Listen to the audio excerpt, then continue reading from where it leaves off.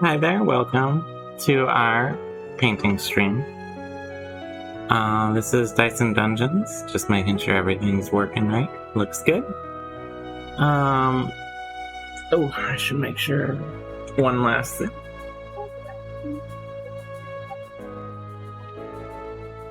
This is our D&D painting stream, where we paint various miniatures, things like that. We also do a "You're not working?" That's good. It's nice to hear. You have a day off or something? That's good.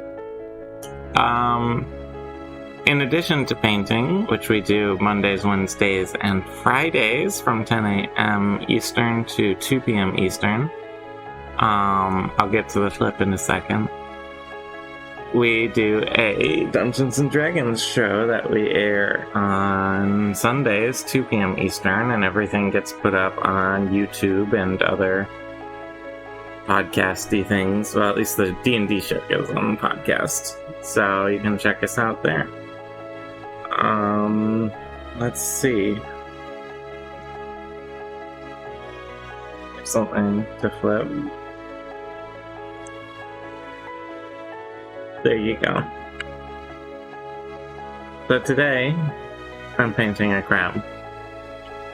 This is a crab I have previously painted.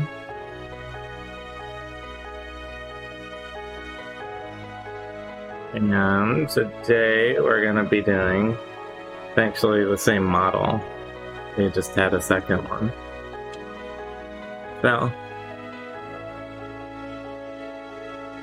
Crab 2.0. Different color this time. Will be the difference. But yeah, so this is where we're going, sort of. This is where we were.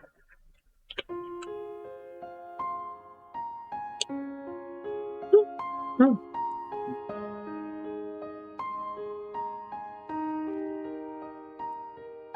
And since I'm not using a handle today, what are the names of the crabs? Shelly and Sir Closington.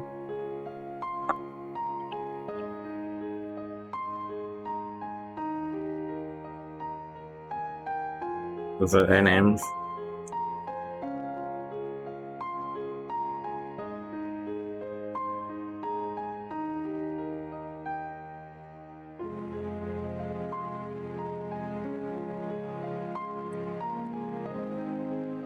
So I'm gonna start. What accents do they have when Nines does speak with animal? Shelly is like kind of a Minnesotan, like, oh geez, you're talking to me. I can't do accents. A Minnesotan accent. And this one's like posh British.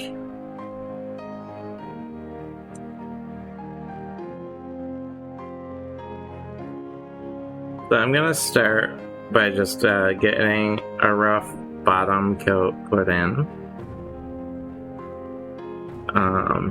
for the lighter underside on the ground.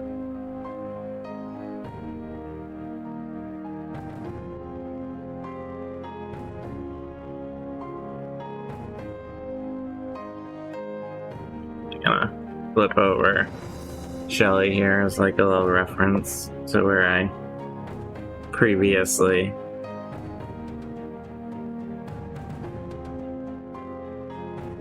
did it. Yeah. Shelly's sort of a Minnesotan accent though. Sir Closington is posh British.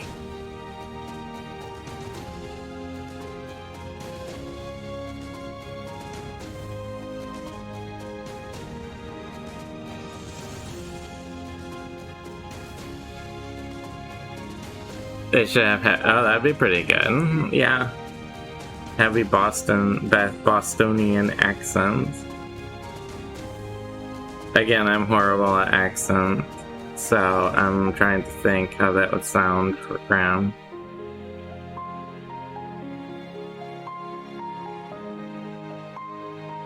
It's sort of like the JFK accent, right?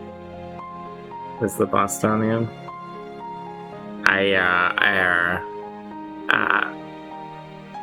We plan to go to the moon and do the other things. That sort of...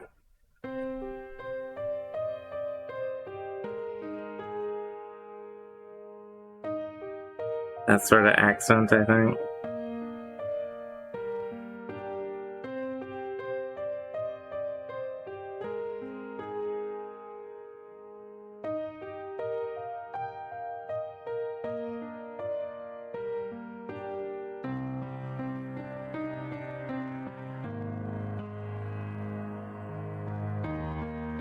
Just R is like R, and not just, or just ah. Okay. So it's like cob instead of crab. I'm a crab. Cob.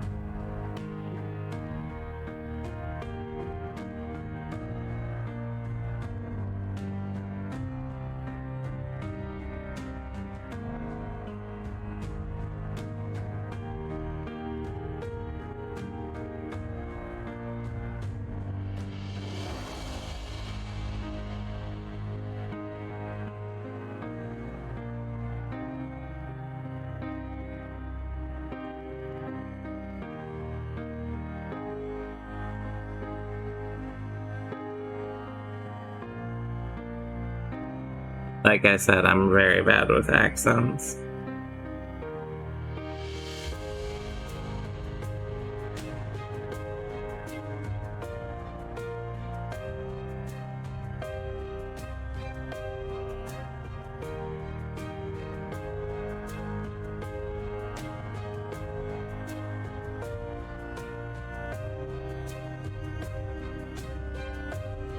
So instead of blue, this crab's gonna be more in the red/orange range.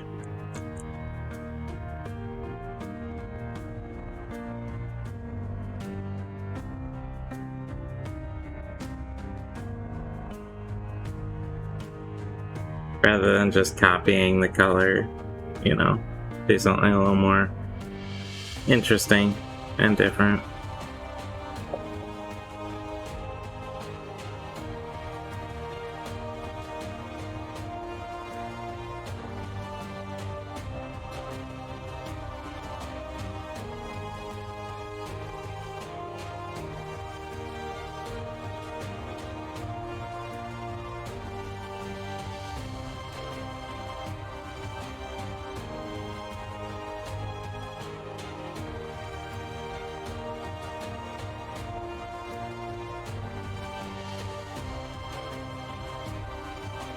But first, I want to get its little underbelly color in. Very roughly, obviously. So I'm using this big brush. But I want to let it start drying early.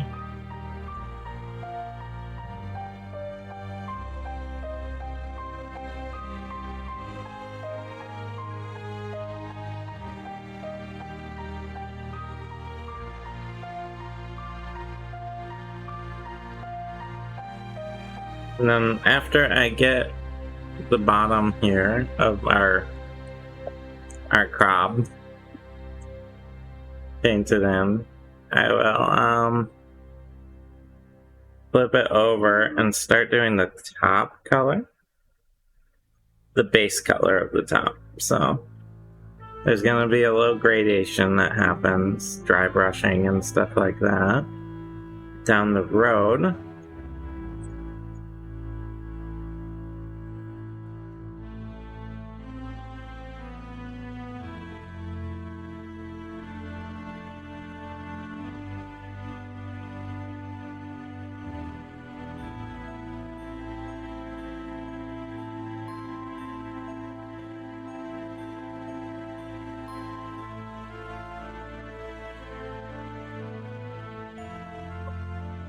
But for now, almost.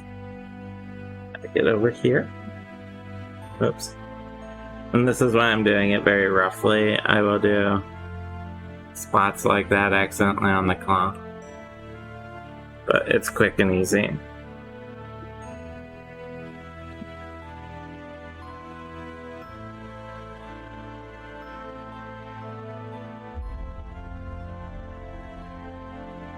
It's just a matter of looking around, making sure I didn't miss anywhere before I move on.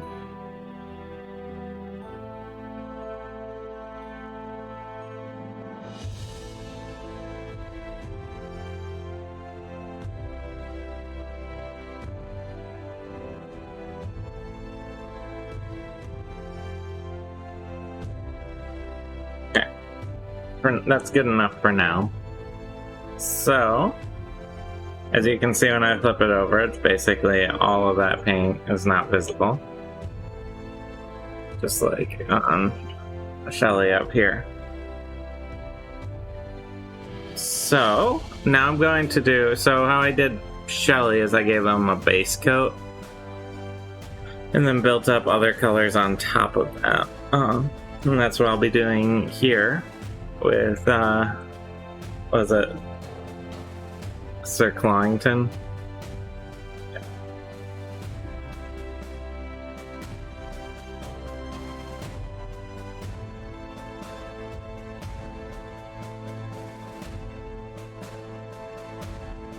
So, have a crabby day. Thank you.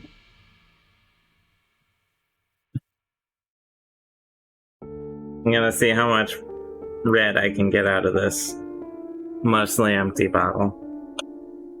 That should be enough, hopefully. So, I'm gonna doing this base coat in red, and we'll be adding some lighter colors like orange and stuff later on.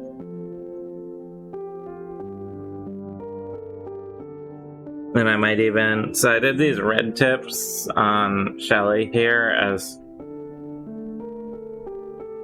Shelly, or Charlie.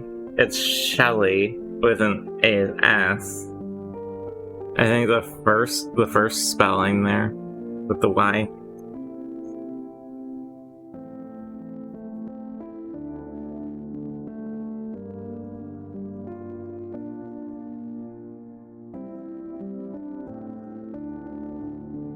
So there's gonna be some orange added in onto this red, and this red tones down a bit once it dries, so I know it's very intense right now. And then instead of, so for the little tips, I'm thinking of doing some like maybe some purple. Something kind of fun and interesting.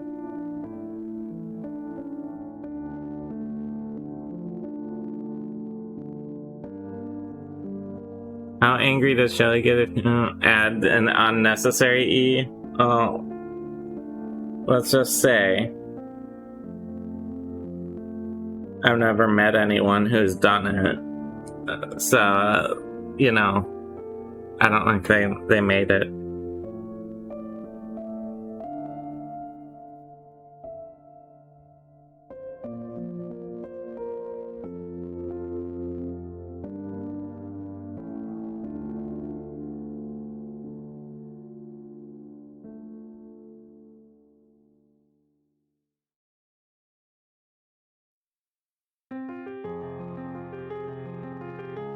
And these are like dire crabs, in like D&D terms, these things are like 20 feet wide.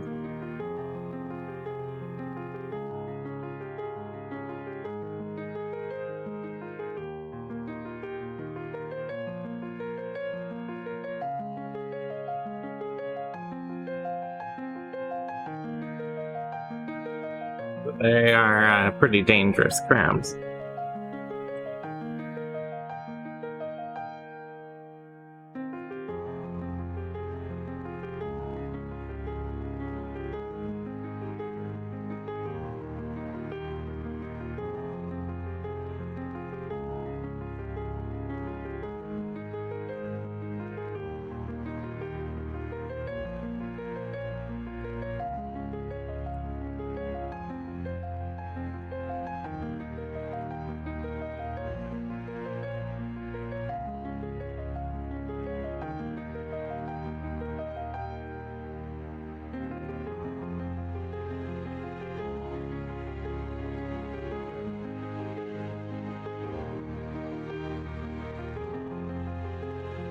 There might be periodic moments where I need to just sort of wait for things to dry, because I don't want to smudge the paint everywhere.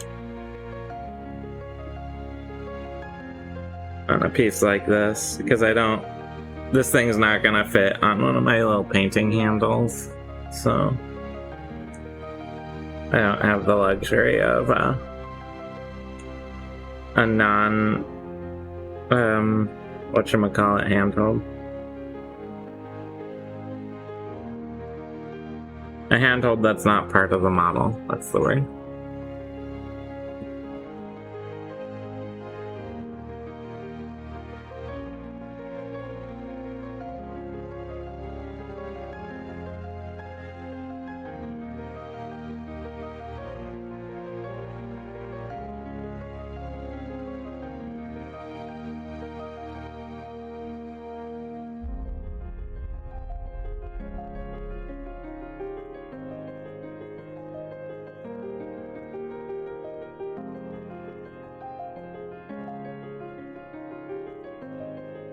And right now, I'm trying to roughly get things in the right place, but my main goal right now is to just get the figure covered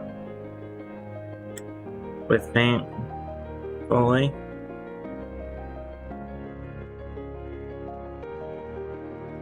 And then I can work out a lot of the detail later on.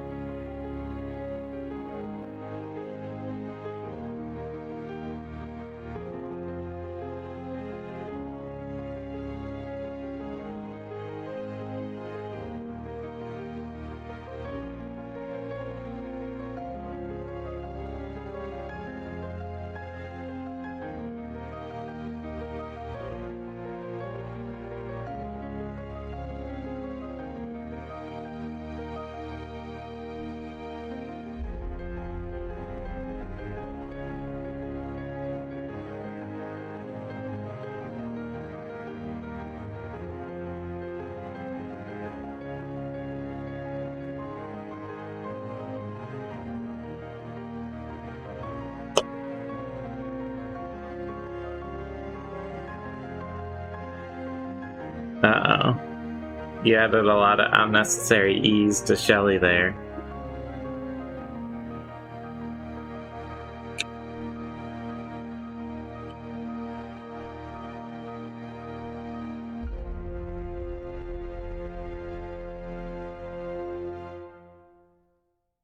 Shelly's not pleased.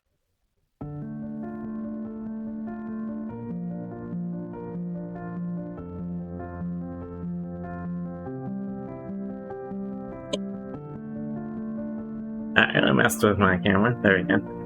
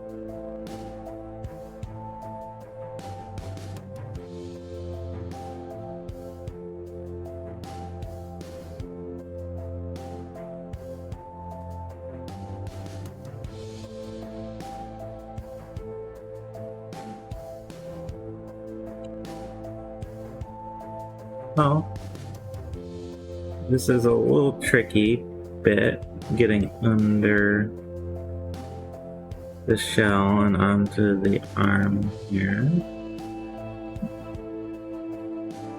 Yeah, stepped on it. Mostly.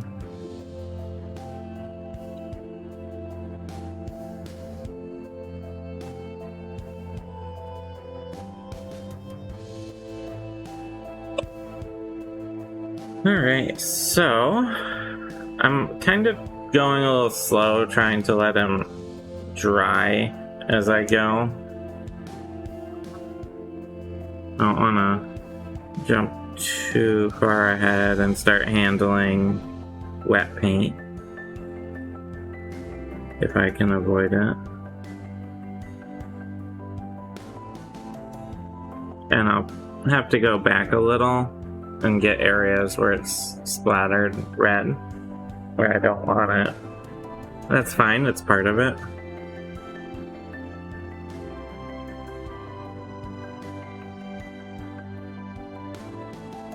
Right now we're just sort of roughly defining different areas.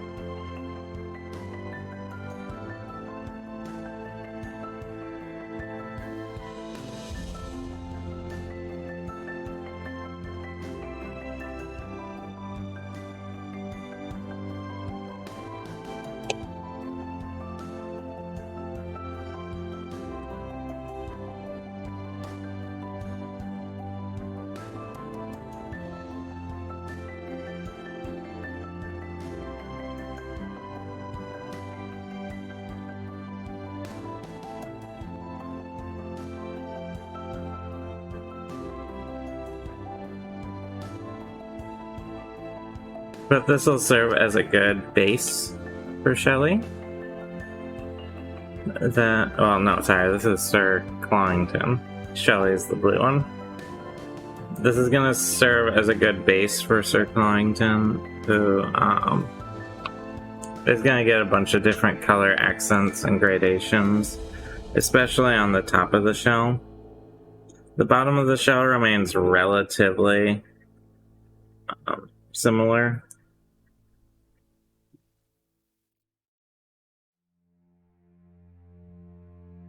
The little shading, basically.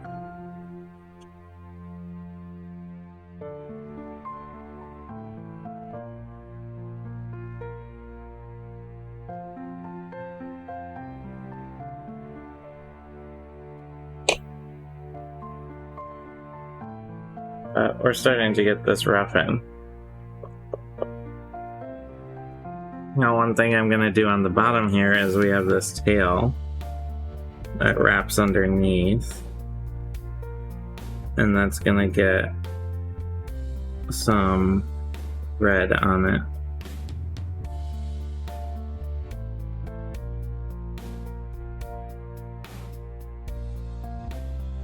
Thank you. I've been brought a drink. Do you want a cameo? No? Okay.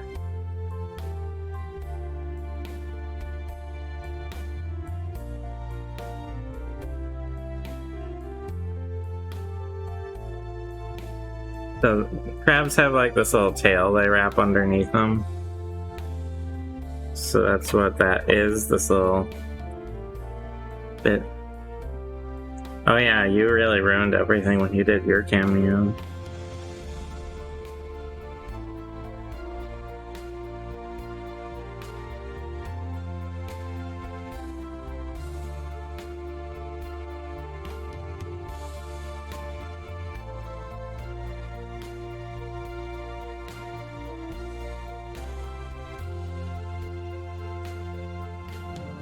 So,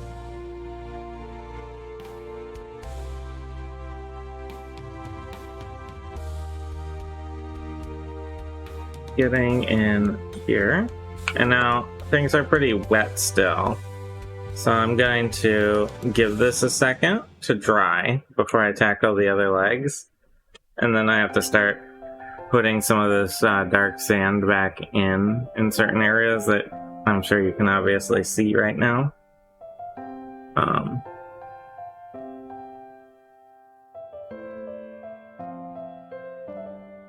With a crab, there's a lot of angles, so it's easy to miss parts. You have to sort of turn it over a lot. So I'm giving that a second to dry, and I'm gonna have my drink.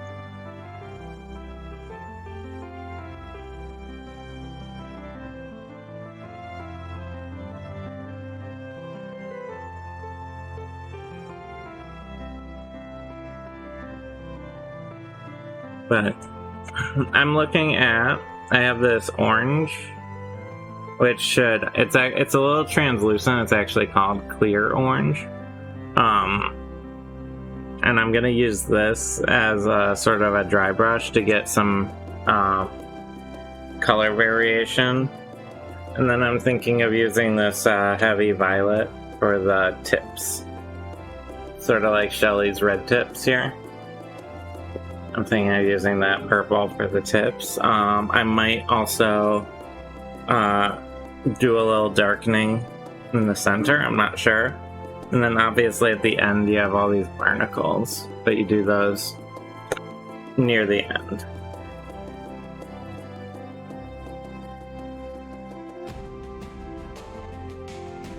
So that's sort of the direction we're going with our crab here. But there's going to be a lot of cleanup. I see spots that need fixing, things like that. I just want to get the base coat all on fully before I start messing with like shading and stuff.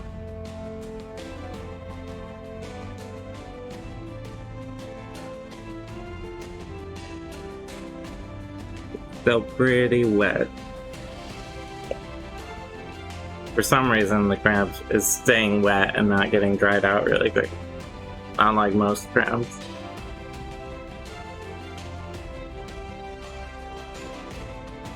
I'm gonna have to start thinking about what I want to paint next. We still have a couple little lizards.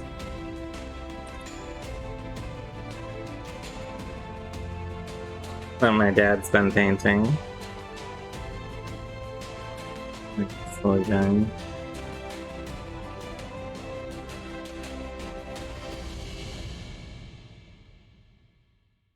Looks like he did that one in the orange.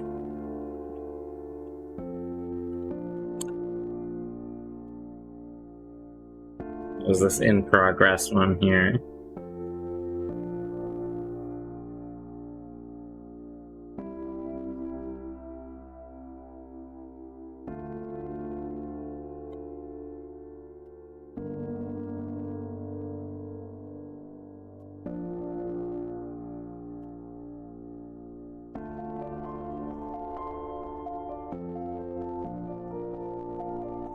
I need to get a paint organizing system going.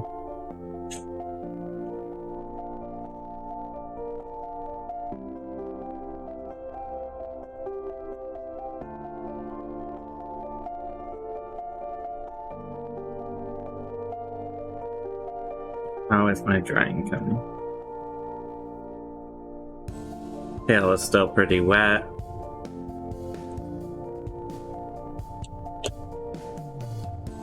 Top is kind of okay. Let's see if I can work on these legs a little if I'm careful.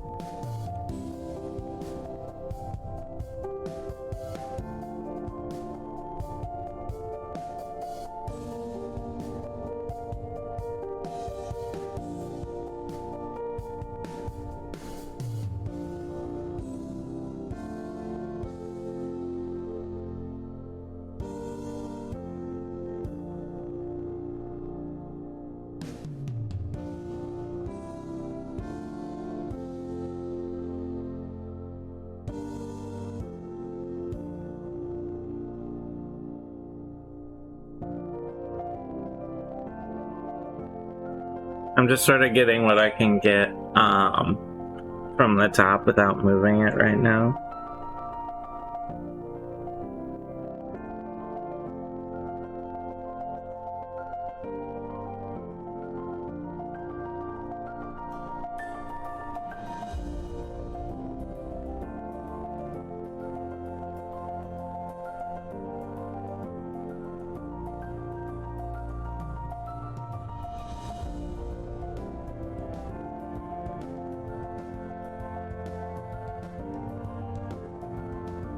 It has very spiky leggings. Legs, not leggings. Although a crab in leggings would be pretty funny.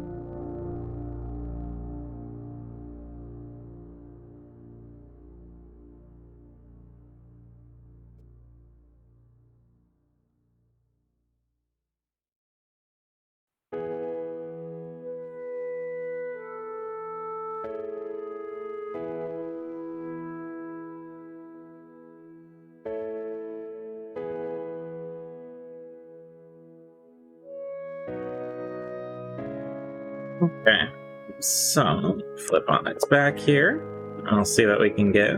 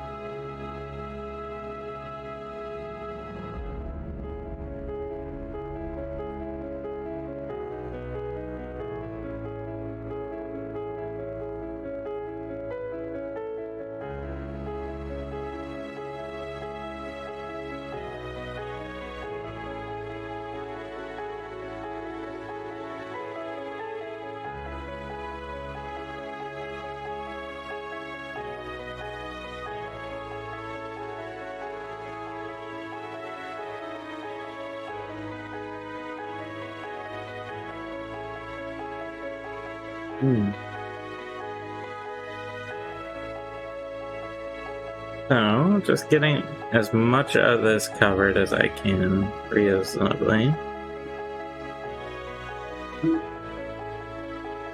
My next step is going to be to go back in with the bottom color here, fill in areas that need it, and sort of feather out over the red in certain places. So that's why I'm not being too worried about getting the red on it right now. I'm just looking kind of for some, you know, it's a biological creature. It's not going to be perfectly consistent everywhere. So I can use that to my advantage. It's not like painting a bunch of like weapons strapped onto a person where there's going to be very distinct color shifts. You're going to have things a little more muddy on an organic creature than you might see otherwise.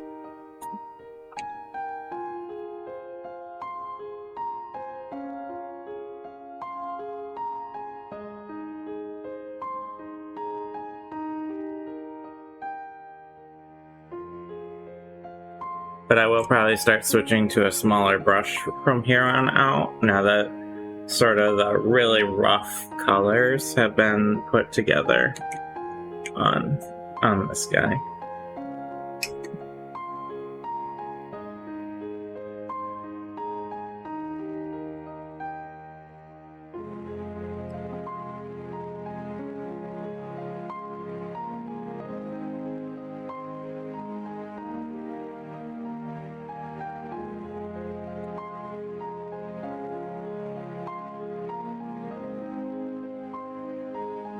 Let that dry a little more.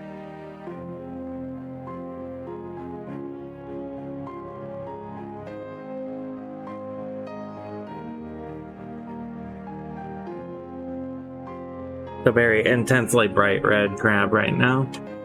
But all of this will get toned down when I do the wash as well. You know, it's just part of it.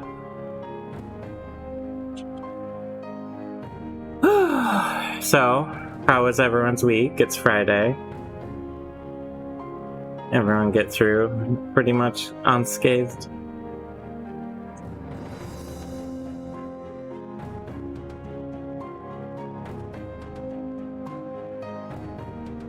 I had not been sleeping well until the last night or two.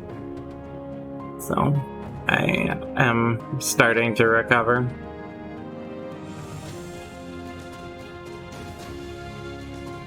Slowly but surely. It's too hot to sleep. It has been ridiculously hot pretty much everywhere, hasn't it?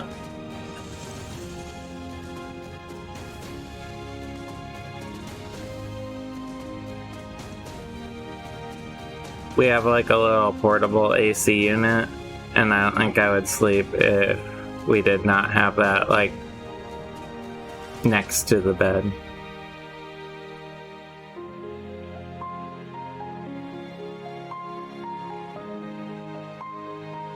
It's been pretty ridiculously hot, and it's gonna stay hot for a while, at least where we are, from what I can tell.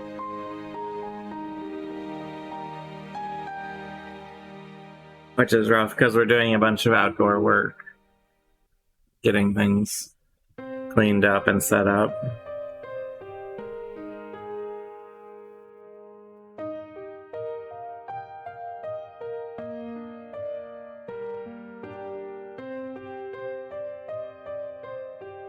We're supposed to get rain this weekend. Well, let's see. I'm gonna look up the weather.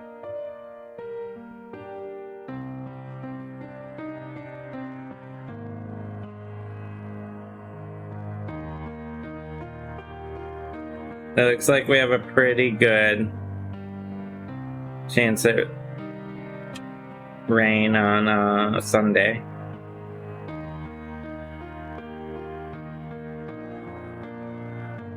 And it'll at least, yeah. Really? I'm the exact opposite with heat and cold. My view is that when it's cold, you can put on as many layers as you want. When it's hot, there's only so many layers you can take off. At a certain point, you can't take anything else off.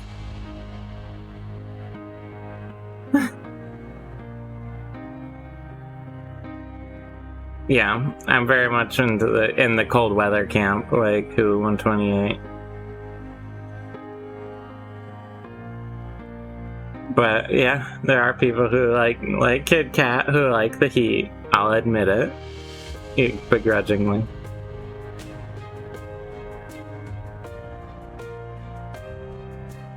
I just need to move up to like northern Canada or something.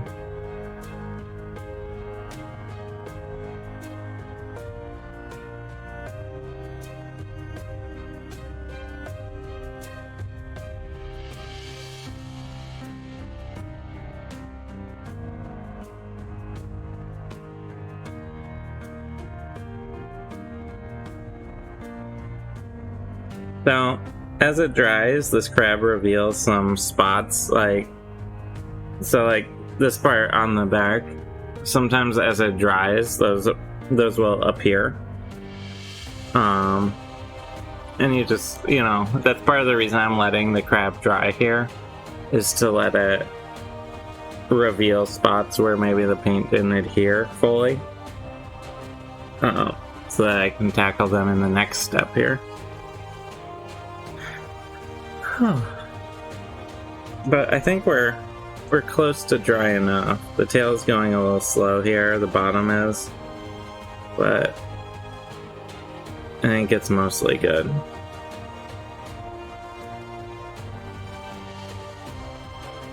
Sometimes some paints dry faster than others for some reason. Once you get too hot, it takes forever to cool yourself down, and you start to get fainty if you get too hot. I have to be in the heat for a really long time for that to happen, though. Yeah. But you do have to be careful of, like, heat stroke and stuff. Which is always intense. But yeah, you slowly... Basically, your body is slowly accumulating that temperature until it gets too much. So you're like a thermos. You retain the heat very well.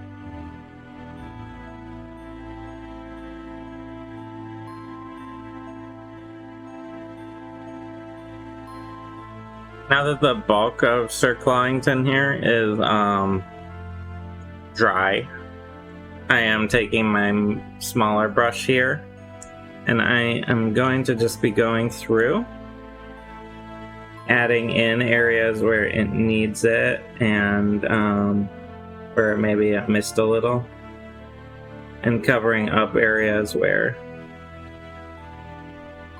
maybe it went something, the wrong color went in the wrong place.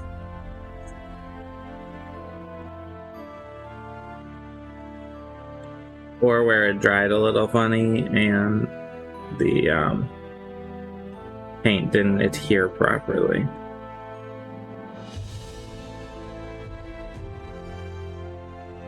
That often is the case, and sometimes you get little like paint shadows in the craggly bits, like on the legs especially.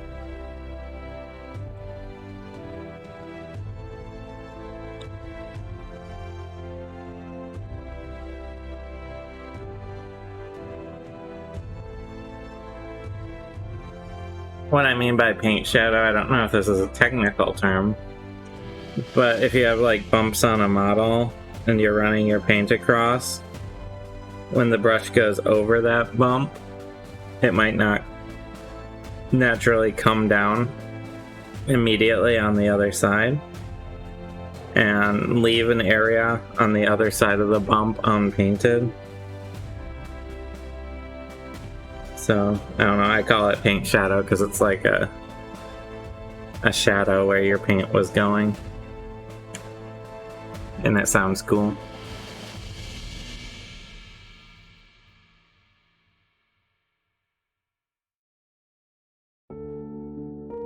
Okay, so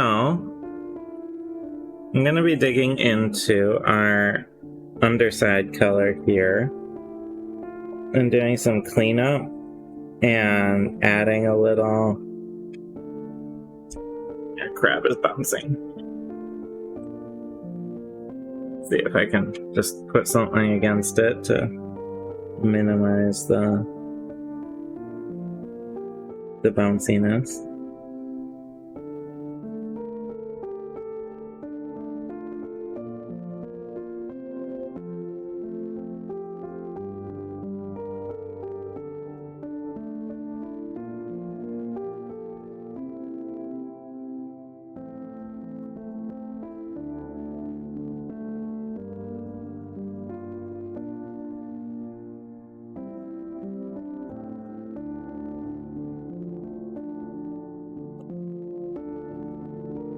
I'm gonna, not very super carefully, but the line between the underside color and the red, I just want to like feather it a little, make it a little less of a stark line as well while I'm in here.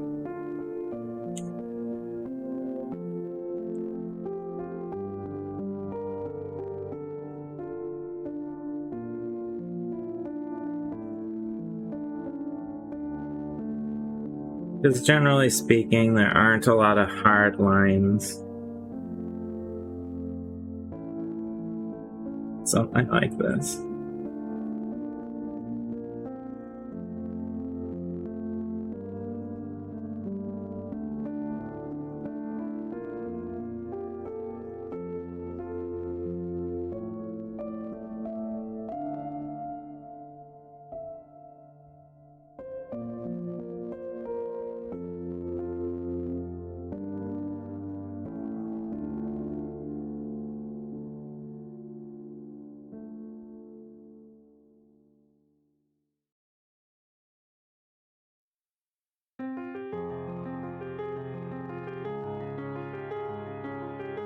You need a flip? See, I need to make flips cost channel points, I think.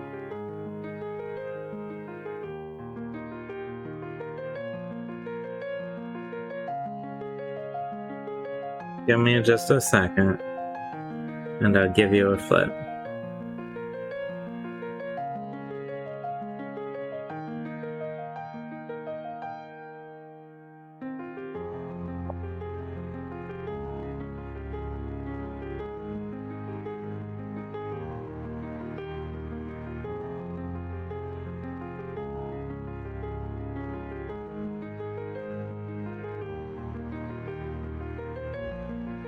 I need to get Sir Crabbington's mouth.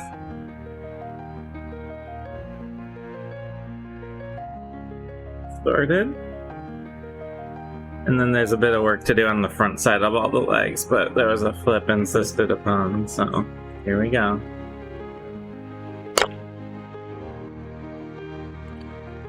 Happy?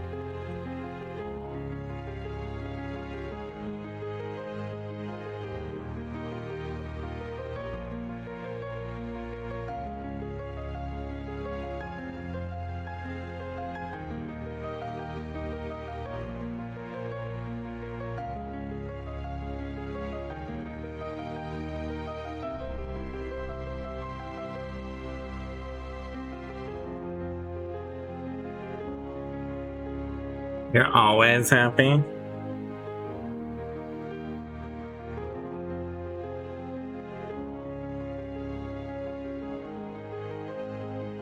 You shouldn't always be happy.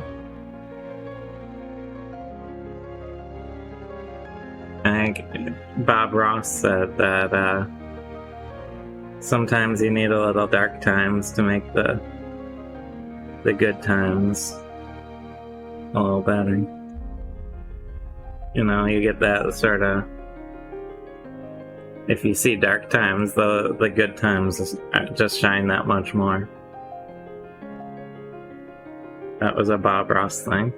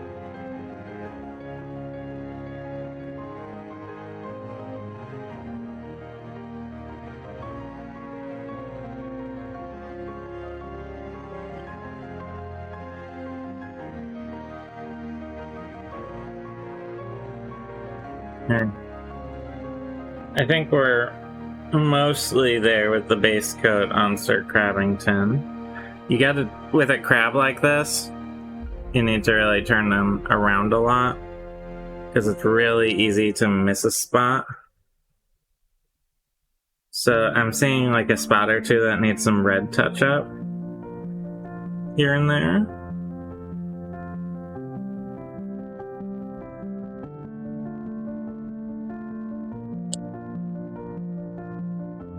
Especially down around the legs, there's a lot of little gaps that are hiding.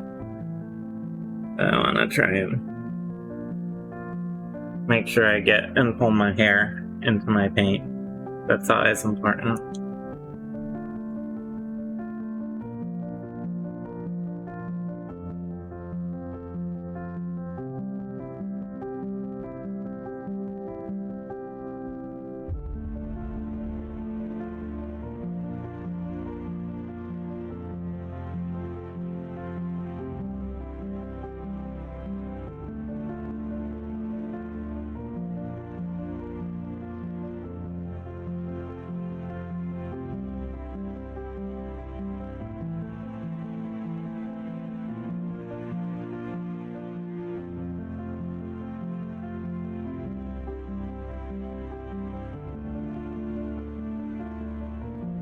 Alright.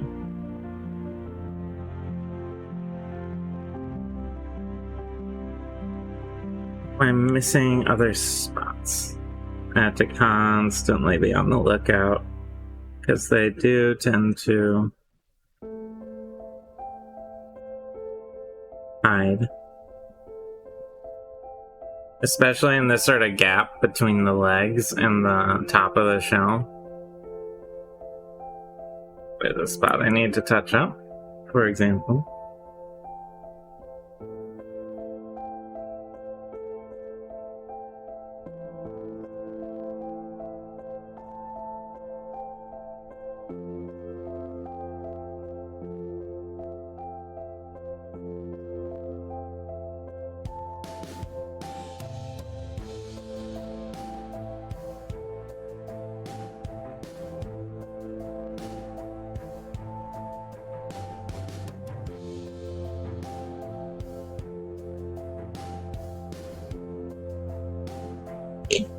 Okay. Clean off my brush here, and we're gonna swap to the red and do some more red touch up. And then I'm gonna start doing some styling on the top of the shell here, which is pretty dry.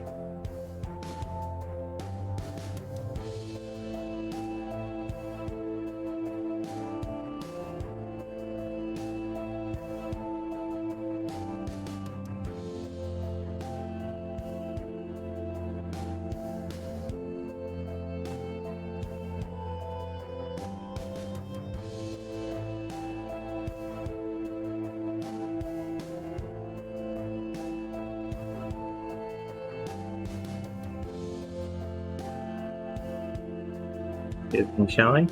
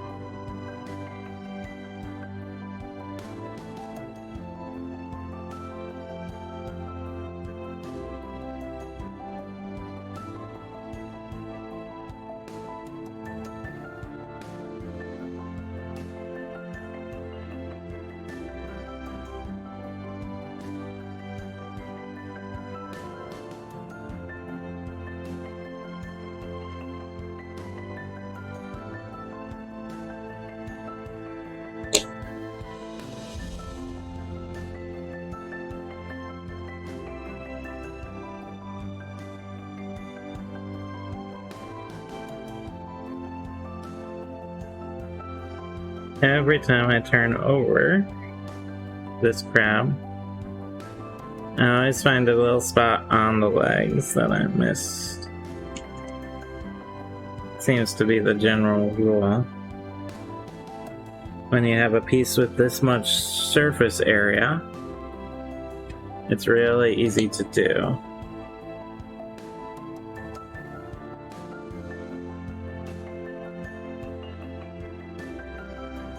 Okay. I think that's pretty good. So, what I'm going to be doing is getting my orange colors. I have clear orange and light orange. And I'm going to be working on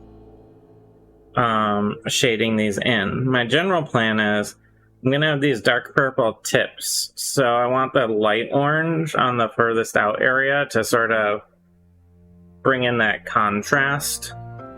And the darkest area is going to be the top of the shell here on Sir Clongton. And so we're going to build the darker colors in, and then the lighter colors on top of that, just not as far. So I'm going to start with this clear orange and move out to in where I want it to sort of stop, maybe around this area, in this sort of avocado shape. And then once that dries, I'll take the light orange and build in out from that, and maybe just stop out this far. And once that dries, then I can put my purple tips in and do other things. I'm gonna do some coloration like I did with Shelly's Claw here on the end here with the purple and stuff. So that'll be in the cards, as it were. And I'm going to clean off my brush before I pour my paint, just to do things in the proper order, I guess. If I have to. So we're going to start to see some transformations on what is right now a very bland, flat crab. Obviously, it won't all come together until the very end when you have the wash put on. But start with some of this orange.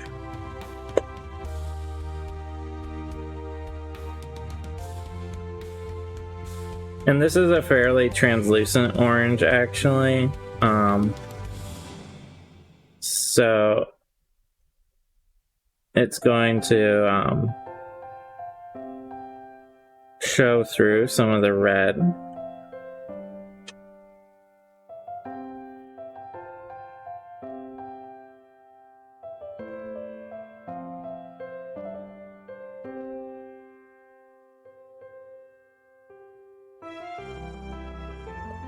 And then what I can do after I get this coloration put in is take the red and dry brush it back a little bit from the center out to help get that gradation in there.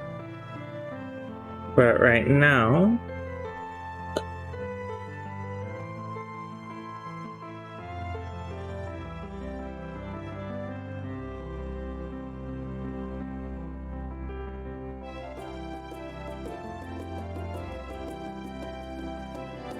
I guess this is sort of like a fire crab, huh? The colors I'm giving it. There's a little bit of a vibe of like a fiery crab.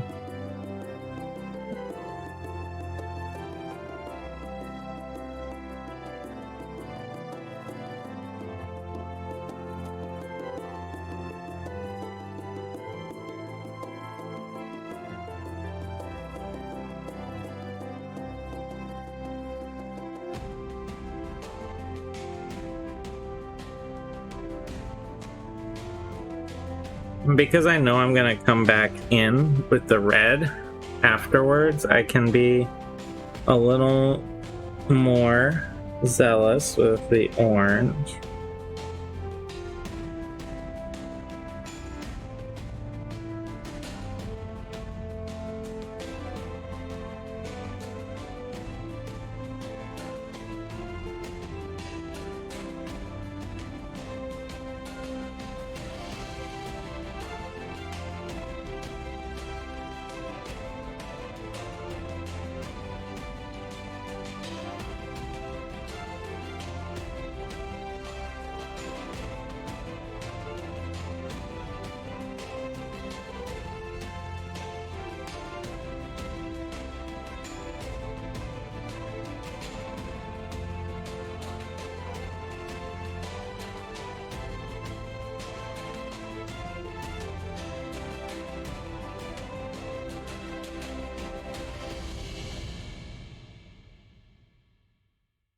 sort of build it in.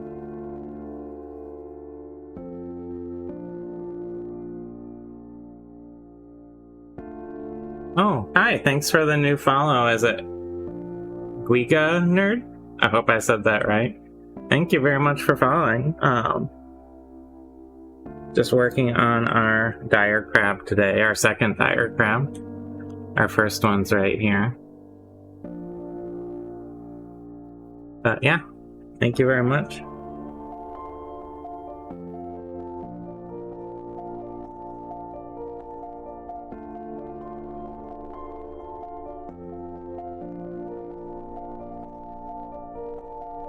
So, I am building in this orange a little bit in towards the center now.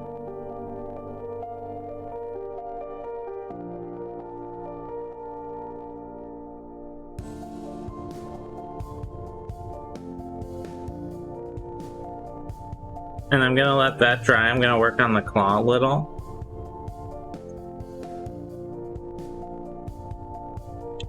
Well, this one, yeah, so I'm going with very different colors here. So this one's sort of like a dark blue. And I'm going with a brighter sort of orange-red on this one. And it will be purple tips, I think, on it. So this one, yeah. That one's sort of the finished one, and this one's where we're at now. And I'm gonna work on the claw a little here while the orange dries.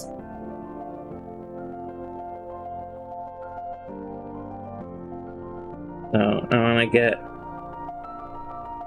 sort of a gradation effect on the tip of the claw here.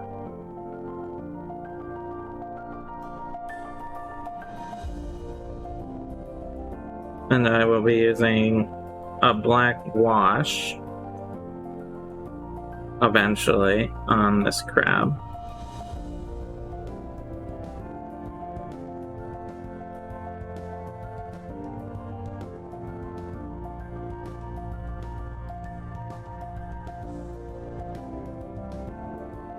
And just sort of dry brush a little bit of this color in. Okay. And then I'll give a light dry brushing treatment with the light orange on other parts like the legs and stuff to give them some gradation when I get there as well. So, speaking of, let me grab my light orange here. Haven't used this in a while, so I'm going to give it a good shake.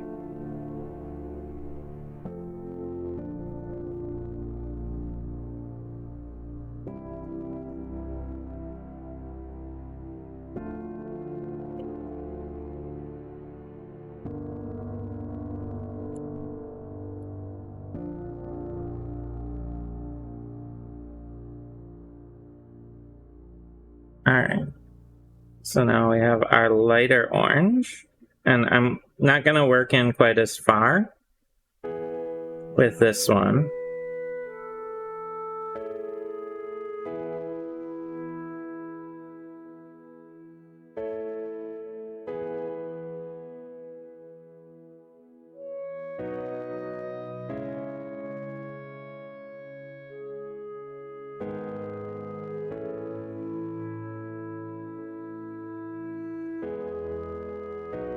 Shake it off, exactly.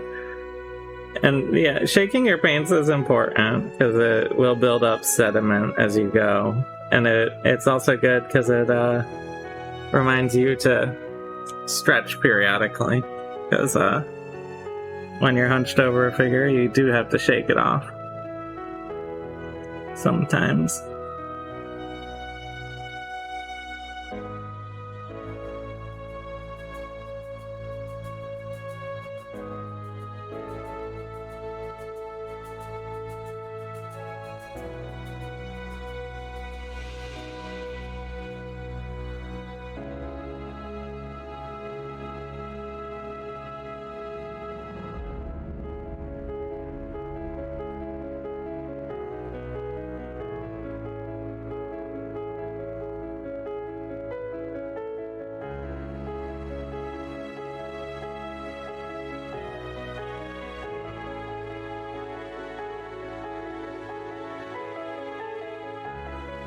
Oh, yeah, especially when I'm doing, yeah, especially when I'm doing something like this, something sort of in the organic creature range, I tend to use a bit more paint on my brush. If I'm doing something like a tiny belt or something, I'll try and do a little better, but I always find so a tiny amount of paint on the brush, I never get anything actually on it, and it feels like I'm just painting the same thing over and over and over again. So, yeah, thank you.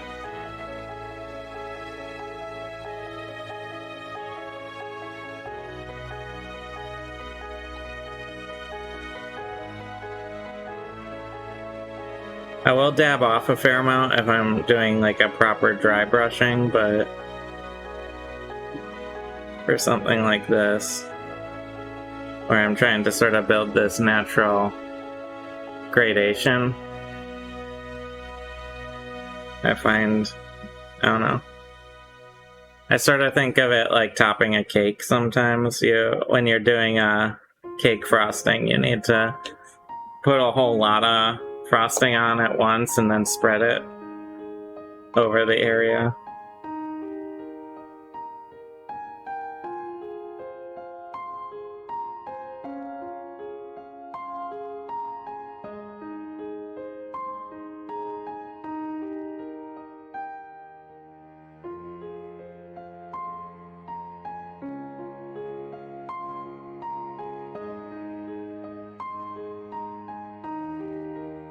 And paint's really forgiving too, so I don't know.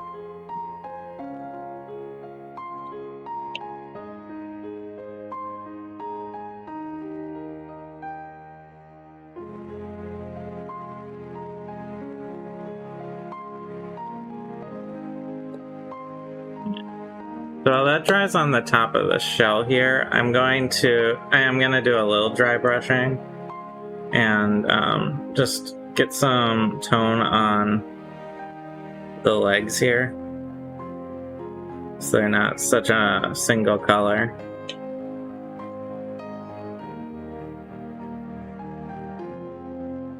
Starting from the bottom and going up.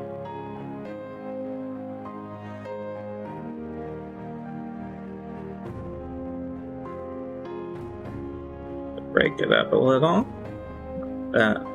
When the wash goes on, obviously that'll help too, but you know, I like to try and tie the legs in with the rest of the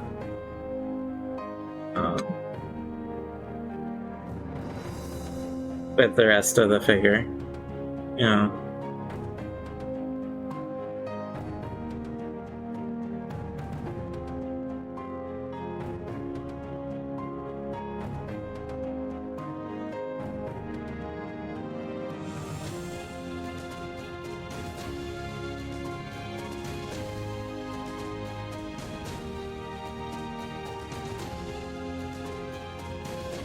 A little more there at the end.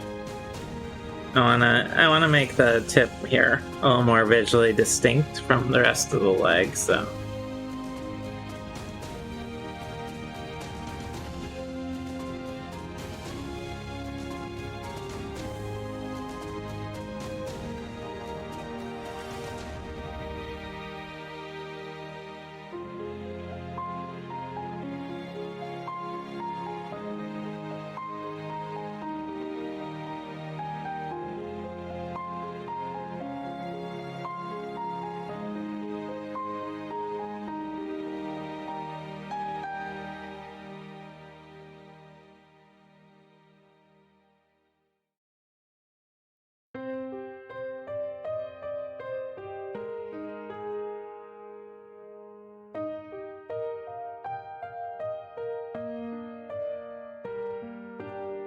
So when I do, since it's so nice and light up here, I'm hoping putting some purple tips on it will give it a really intense, interesting look.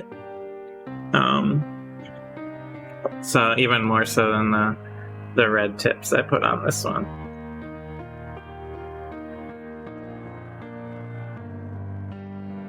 For my goal, at least.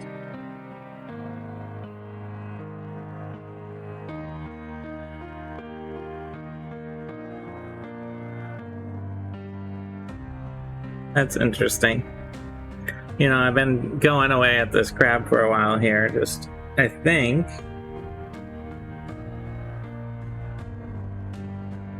Yeah, I think this figure is actually missing a leg.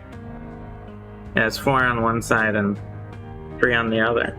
But that happens in nature with crab.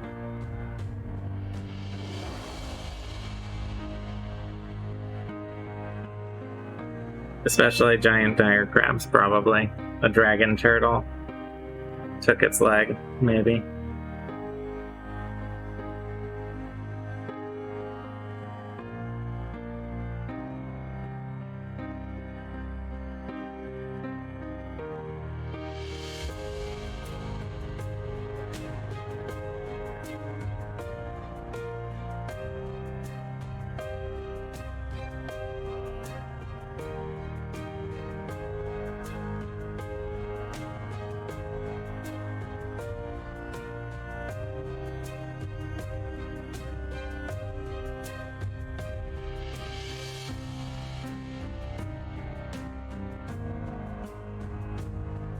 The place we ordered some of these minis from, this actually came free, and that leg missing might be the reason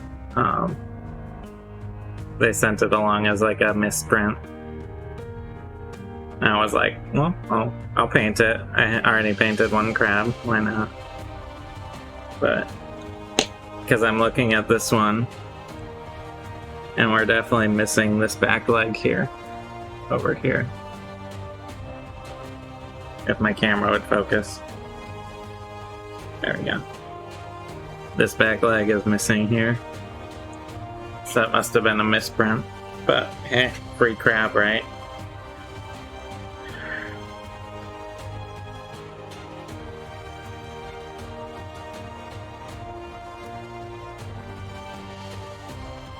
Exactly, he's a special crab. This is a crab that has fought. I'm gonna go with the dragon turtle, but it could have been a kraken. Exactly. Had a tough life. Maybe an adventurer chopped its leg off. And he's, you know, he's grizzled. He's a vet, you know, like he's seen a lot of stuff. He's tough. Exactly.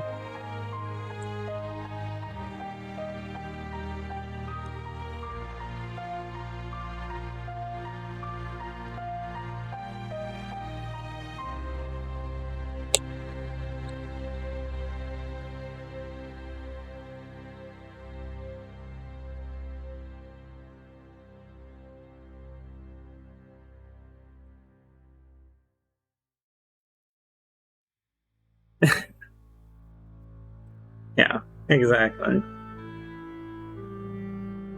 Maybe a druid summoned him into battle and he had to lose a limb fighting some, you know, horrible monster. Save the world, actually.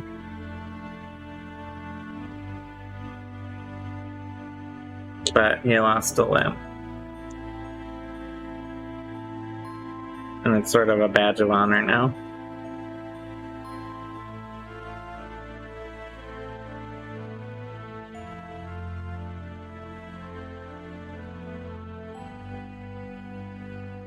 Now I'm gonna get a little on this claw over here. Just sort of spread it around. Just to lighten things up a little. Make it a little more organic looking.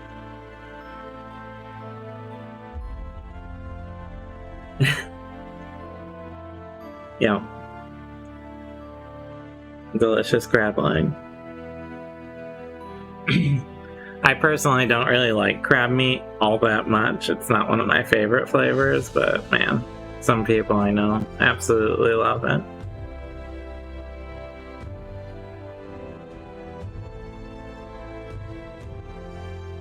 Yay. And I want to do a little spreading on some of this part. I just don't want any of this to look like a single flat red color. Any of this crap.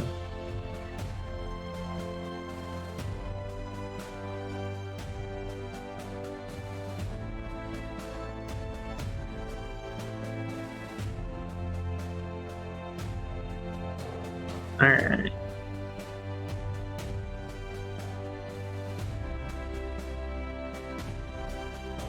So, I think I'm gonna put in some, I'll probably do a little reverse on the red here, quickly. In the center of its head, I wanna start in the middle, and I'm just gonna really lightly sort of feather out some of this red color back onto its body. Like so.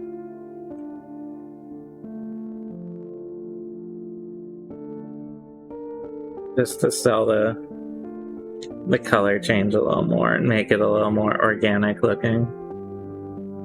I don't need to do too terribly much, but I'm gonna need to decide what color its eyes are. Something that might stand out so you can see them. On this blue one, I did them in red, but I feel like red isn't really gonna show on this one. So I might do like the purple tips I'm gonna be doing. I could give it purple eyes, or maybe blue, something like that. One thing I'm gonna do is it has these little pincers in front. There's little pincers. I'm gonna lighten those up with a small amount of my ivory. Just make them look a little different.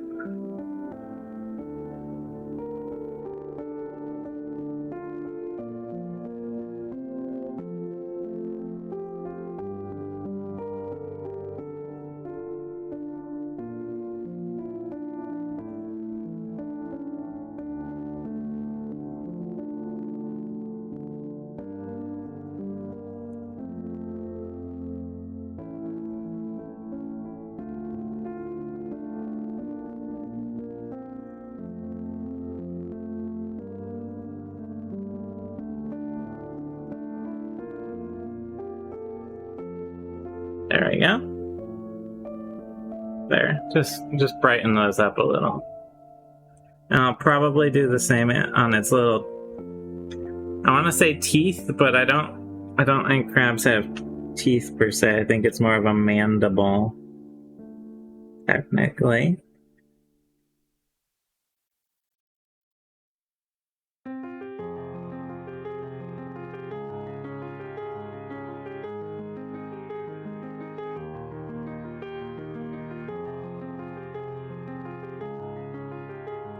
Yeah.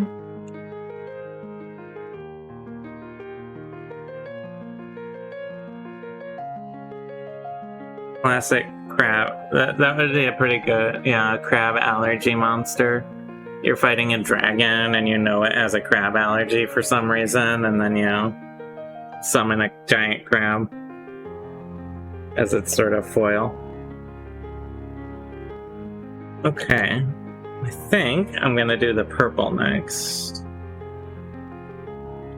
Clean my brush off. I always get my paint out and then clean my brush for some reason. I should really learn to clean the brush and then get the paint out. It's a better order to do things in. Shake this up a bit.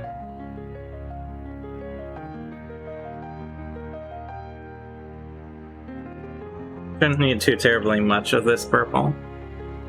Do I have a wet palette? No, I'm just using a dry palette right now. Pretty straightforward. You know, these are just acrylics that I'm doing in because it's easy.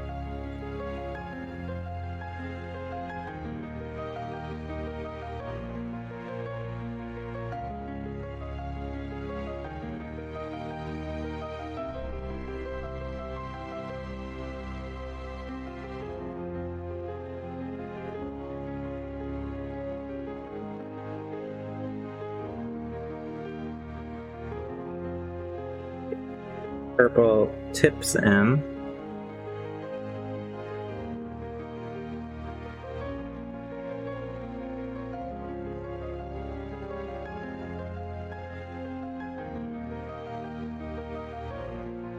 Then once I get these in, I'll go back over with the orange over the end of them a little to feather that distinction.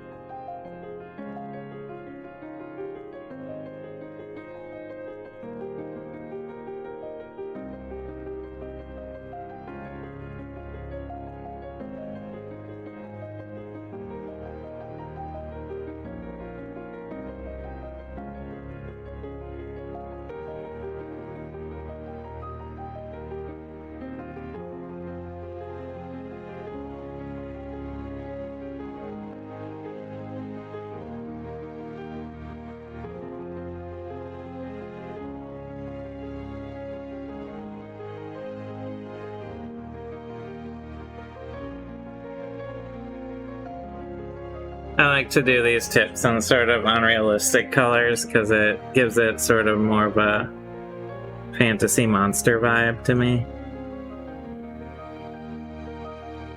And then, of course, when I'm done with all that, I'll have to do the barnacles, which are fun actually to do.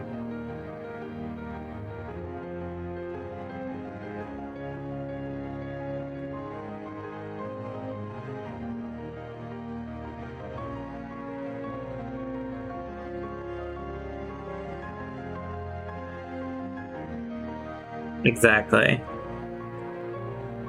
Since these are designed sort of for D&D or other tabletop role-playing, I always like to try and design them so they have a bit of an impact when you set it out on the board and you're like, whoa, that looks intense, or that looks really cool. You want to get that sort of first impression to sort of give you a feeling of impending epicness or danger for when you get to fighting them. Because you could just take a picture of a crab and copy what you see, but then it would just feel like a bit like a crab the size of this that could fit in your hand.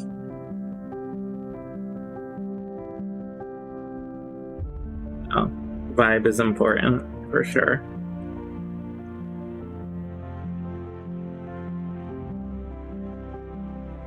Exactly. Although I did do a fair amount of realism. I play a druid and I made a bunch of wild shapes, so I did go fairly realistic with my wild shapes, except for the eyes. Like this bear I have. I tried to be fairly realistic with the fur, but not like super realistic. But that's because I was doing, druid wild shape. I wanted it to sort of feel like I was turning into a real animal.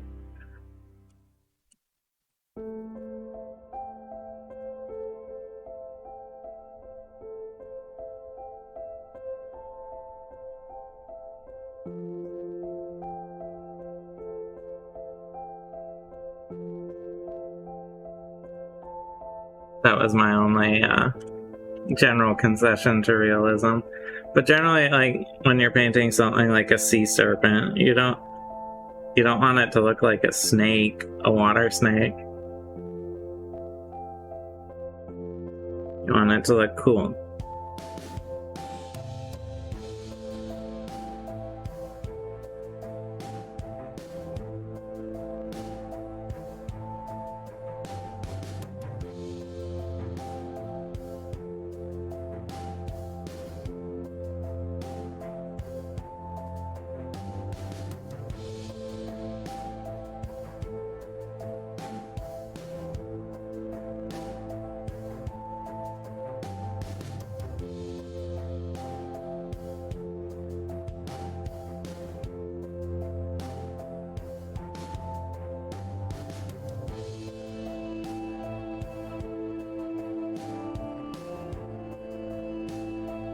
But once I get this purple on, I'm going to use my orange to go back up the length of the purple a little.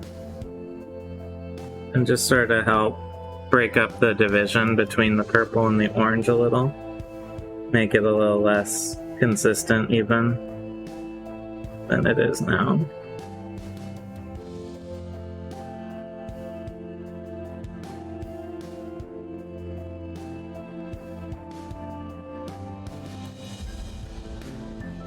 Also doing purple because we don't get enough purple on animals. You got like your Displacer Beast is kind of purple blue, but like there's not enough purple enemies. Purple worm, I guess. That has purple in the name.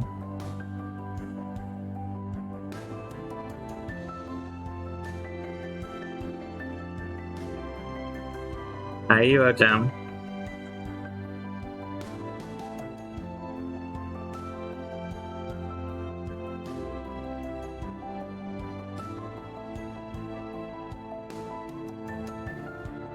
I don't know, maybe because it has purple tips, it's called like an emperor crab. Purple is traditionally an imperial color, and at least in Europe, because it was a hard color to create dyes of. It was expensive.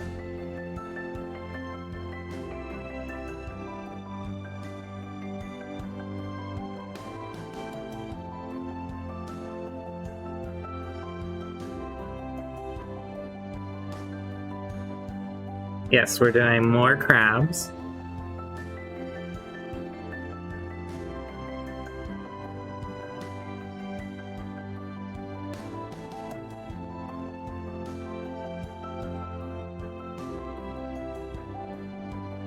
Putting some purple tips in, which I'm gonna clean up in a minute here. Actually, I need a little more, just to drop more purple. Okay.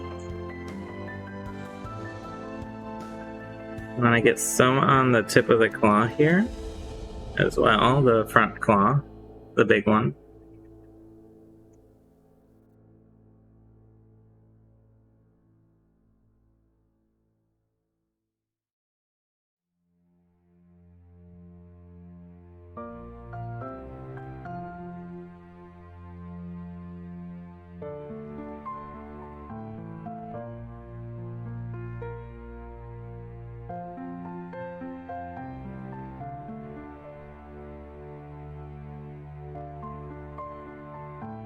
Okay.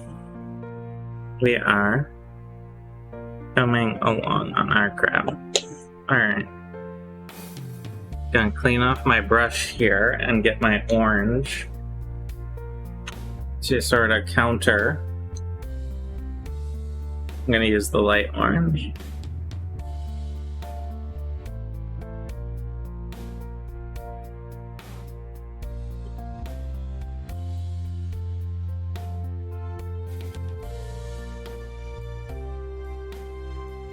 And I'm going to go fairly light on my brush here because I don't want to overwhelm it. I just want to sort of bring some of the orange back over.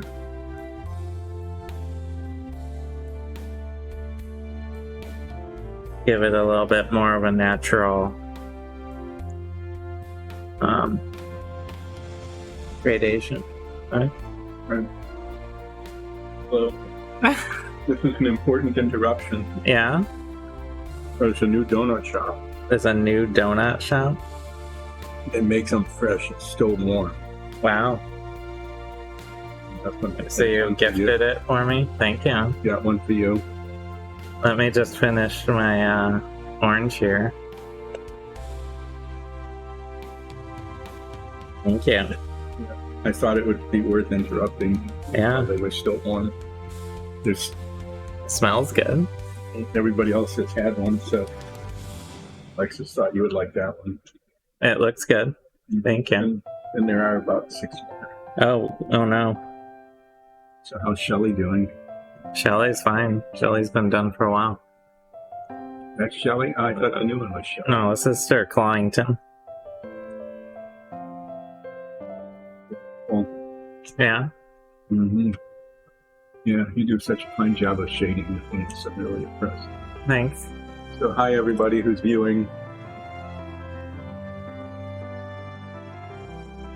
That was a cameo from my dad, who's the other painter that paints sometimes on the stream.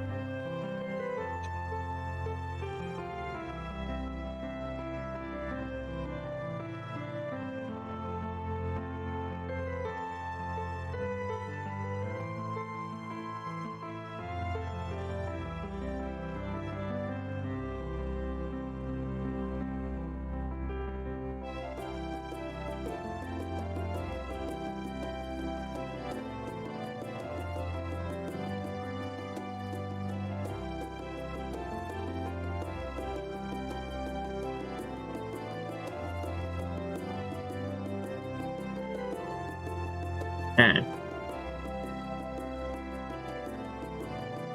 And I think once I get the black wash on all of this, it's gonna look very neat.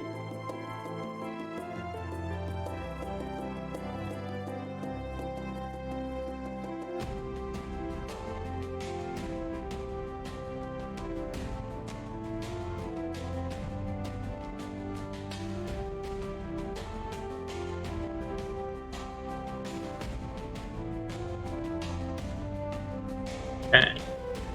So I want to give the crab some eyes, but I guess since I was delivered a donut, I'm going to eat that quick. I'm going to mute the mic in case people don't want to hear me eating. I know that's not always the most popular noise, so I'm going to be silent for a minute.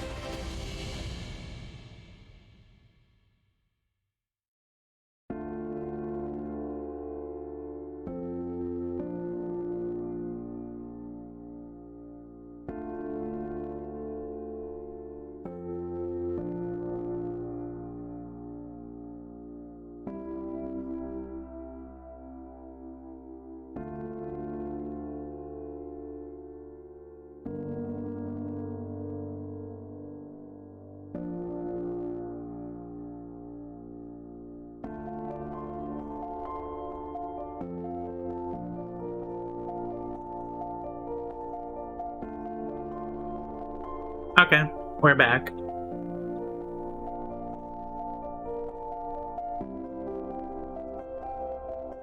Yeah, you're just being a little weirdo, huh?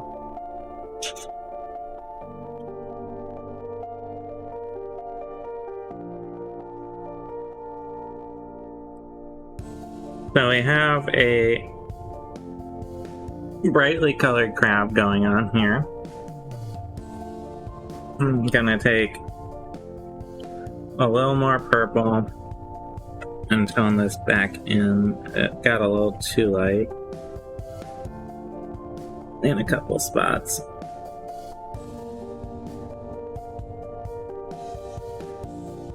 And then I'm gonna give it purple eyes, because have it sort of match. So we got little eyeballs right here. And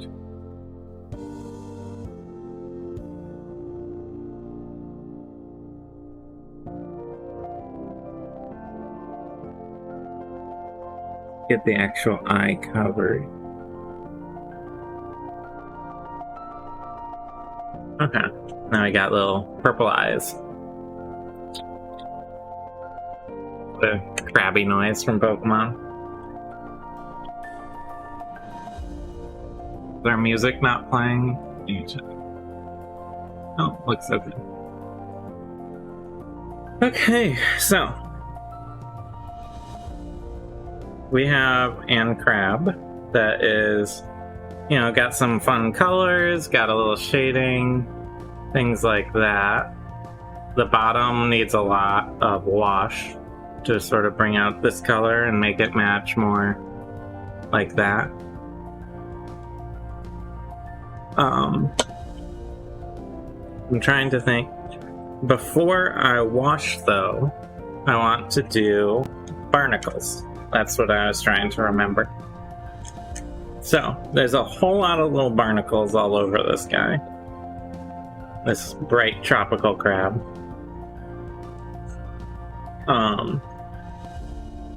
And to that end, I need a good barnacle color. I might actually go with the ivory, because when it gets washed, it will be nice. So, and I have the ivory out. Barnacles or plain. So the barnacles are like this thing.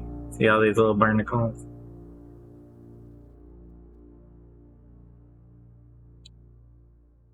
You put black on the inside.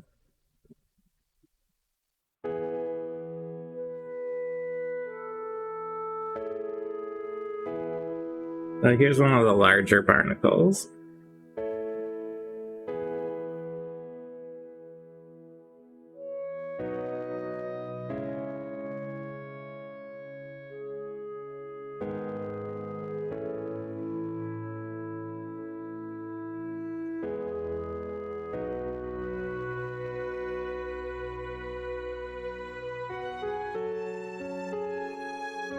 And they'll look better once I put the black on the inside of them as well.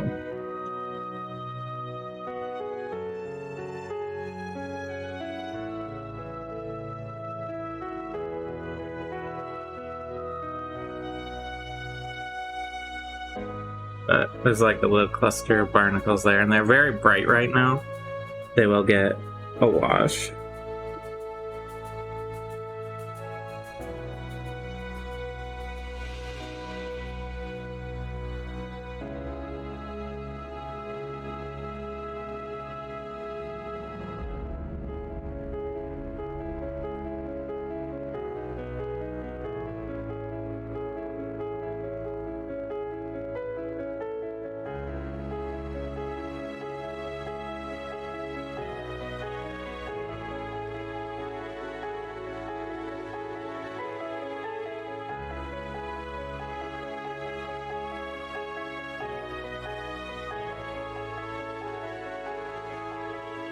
But I'm going with a lighter color on these barnacles as opposed to Shelly here, because Shelly was a darker color. So I want some extra. What is that even an emote of?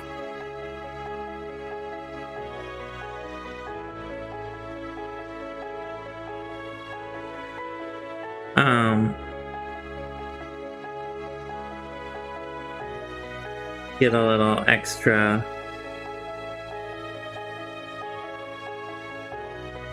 oomph out of this color to contrast with the lighter color of this crab.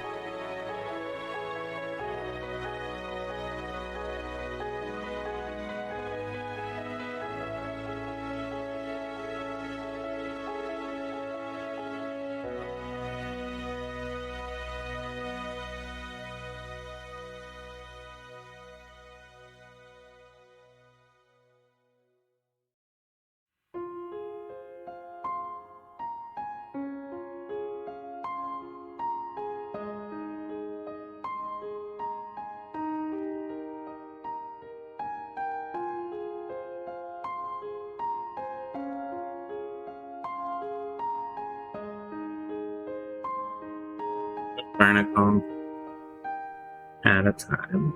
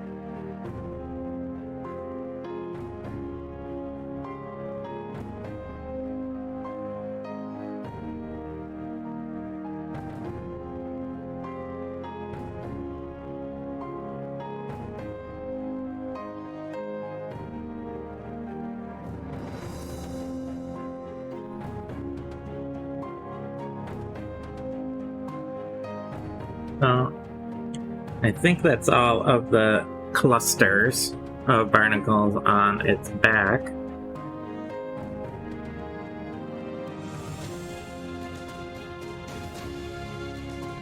It has some on its claws as well, though.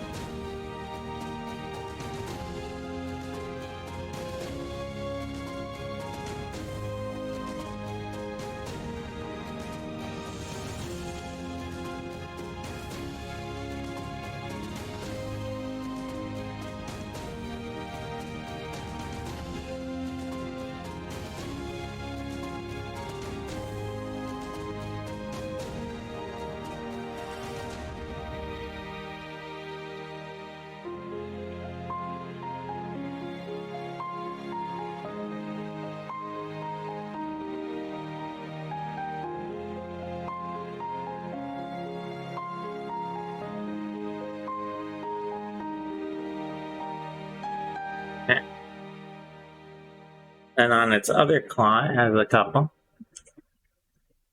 And then I'll need to pull out the black and get on the inside of some of the larger ones.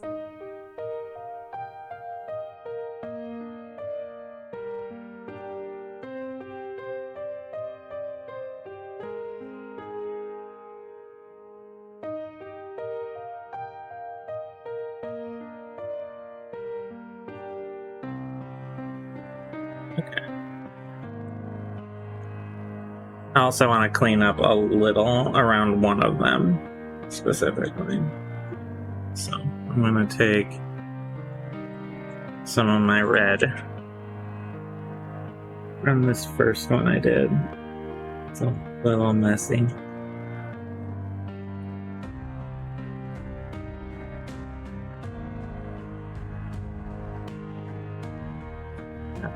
Okay. So I'm going to use this sort of charcoal gray black that I have. The cap on this one tends to get stuck a little, so hopefully it's not too bad.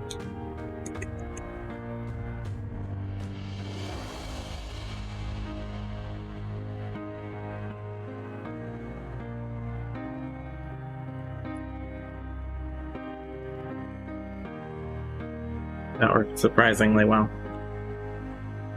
And I don't need much here. I'm going very small.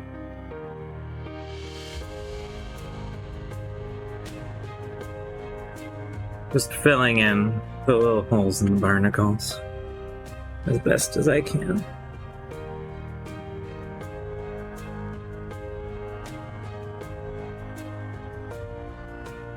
At least the larger barnacles.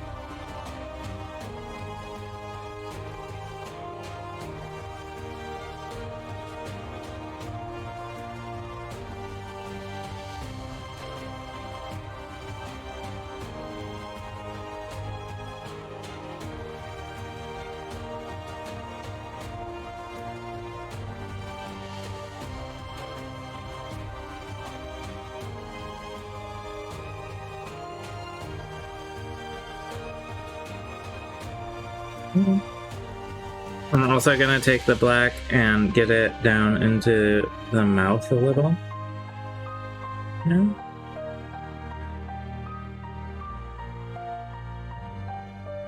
Darken up this area.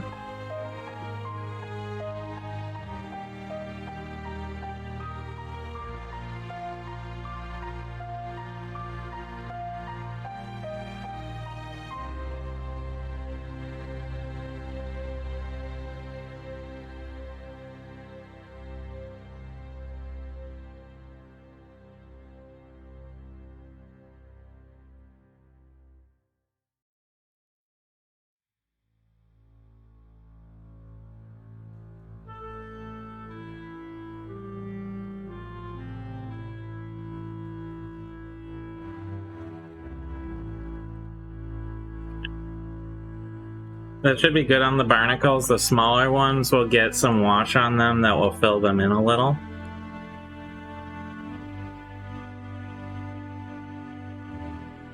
And what I'm gonna do, before I wash this, I want to let it dry as much as possible. So I am going to take my break now. It's a little bit early, but not too much.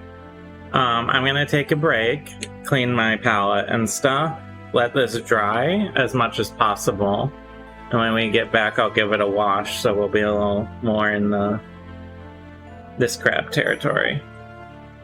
But here is our unwashed crab.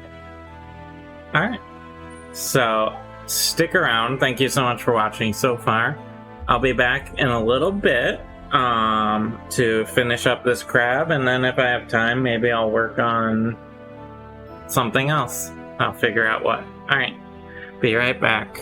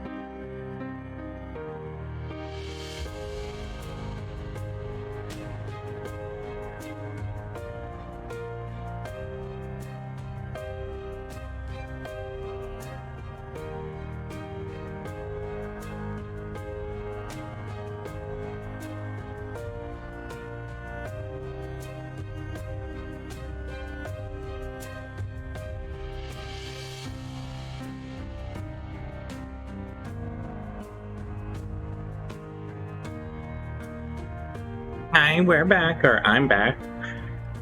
Yeah, had a little bit of a longer break, so thanks for sticking around.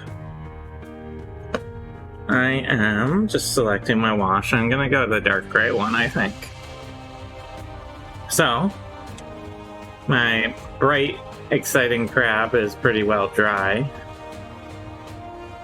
And we're gonna give them a nice wash, I think. And that'll really tone in the color, do all that sort of stuff. So, yeah, we're gonna just take our time with it, go through it, and see where it gets us. So, hopefully everyone had a good break. And we're gonna be, yeah, remembering what we were doing slowly.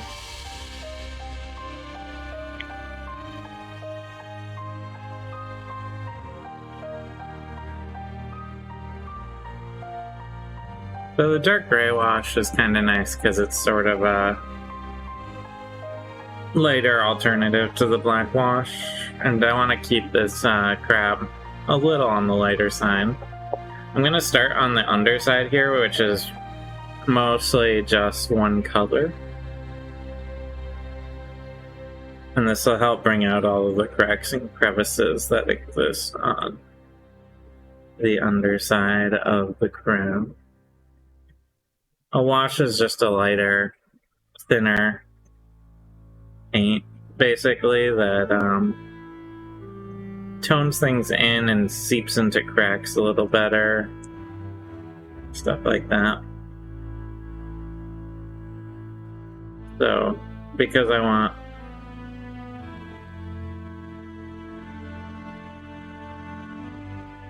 this tone down the intensity of this underside and bring in some of the cracks and the sort of shell parts that are under here. It should do a good job. And I want to concentrate it in areas where it's going to be a little darker. But this part you'll barely ever see as well, so sort of a consideration.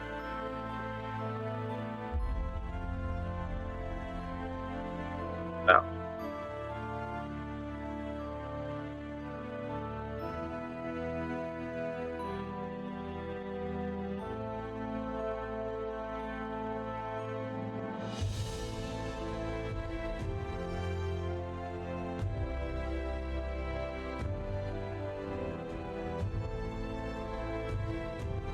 As you can sort of see, it is seeping down into the sort of cracks and textures of this bottom.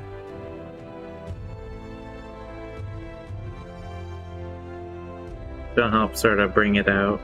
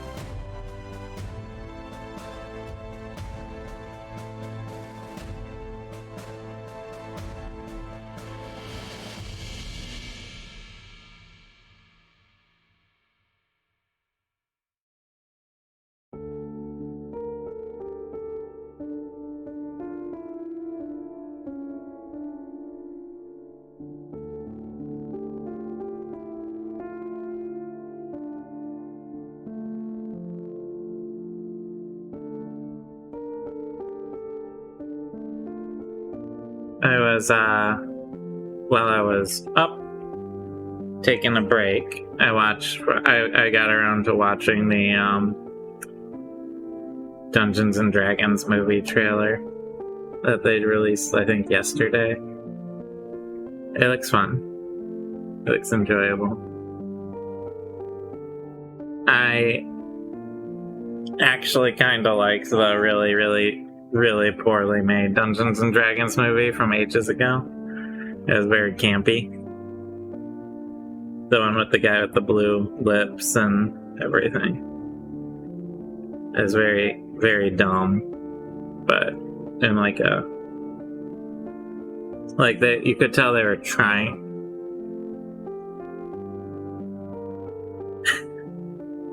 And Jeremy Irons, I think, was the main bad guy, and he was quite good. In like a real campy way.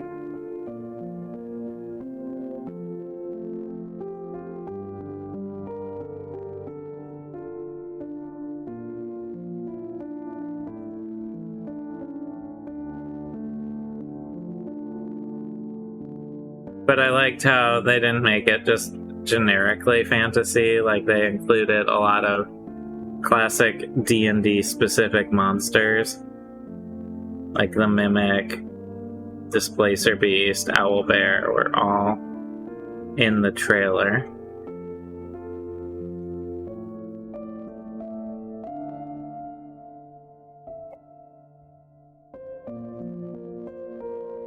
Which makes it much more of a specific to D&D sort of thing. I think in the promo images, they also had a gelatinous cube, which is my favorite D&D monster.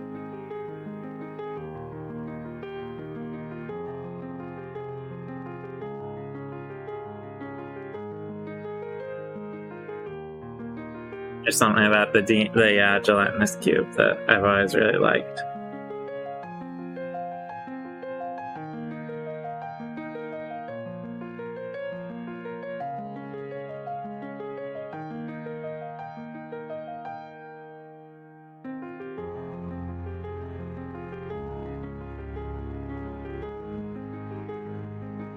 They even had the Black Dragon in the trailer shooting acid breath. And like big globs of burning acid breath, which was nice. Pretty nice to see.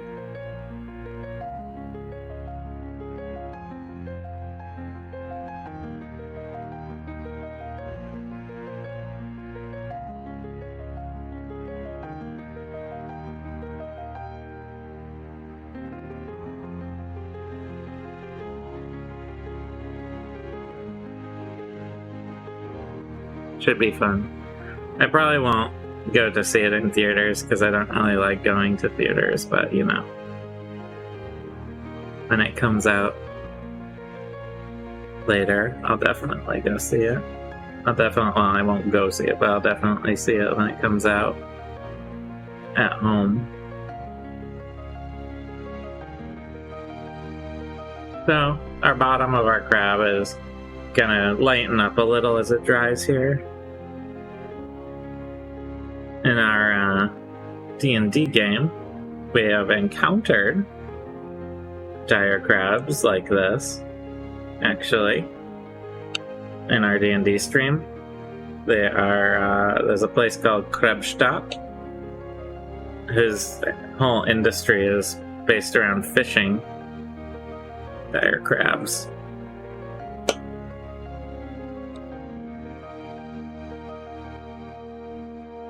So, assuming the challenge rating's not too high, my druid could eventually turn into one. Depending on the challenge rating.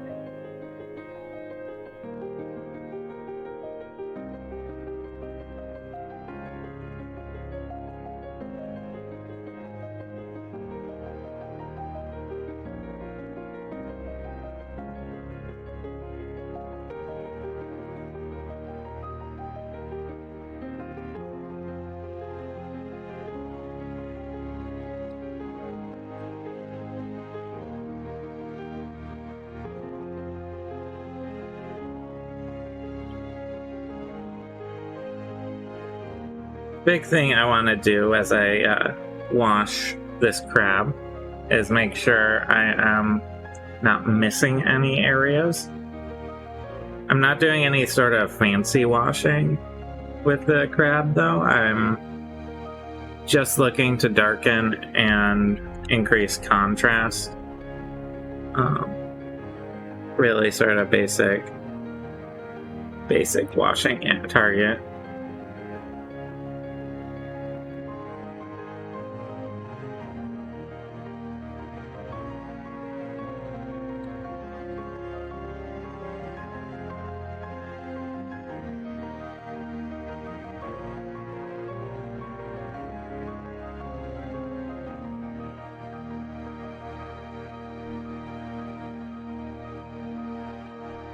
Our crab is coming along pretty nicely, I'd say.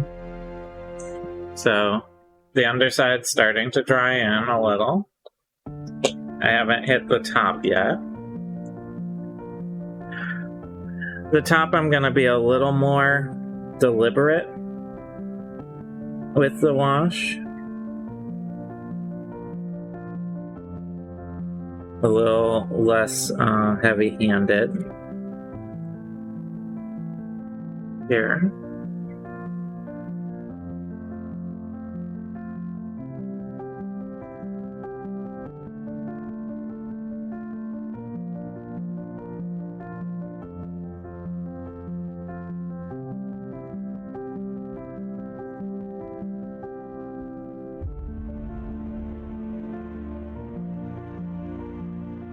Here I get both sides of this claw.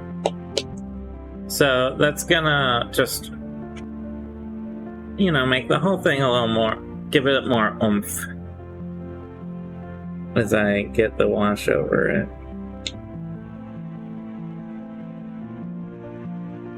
I find wash is very enjoyable because it's so, you can move it so easily.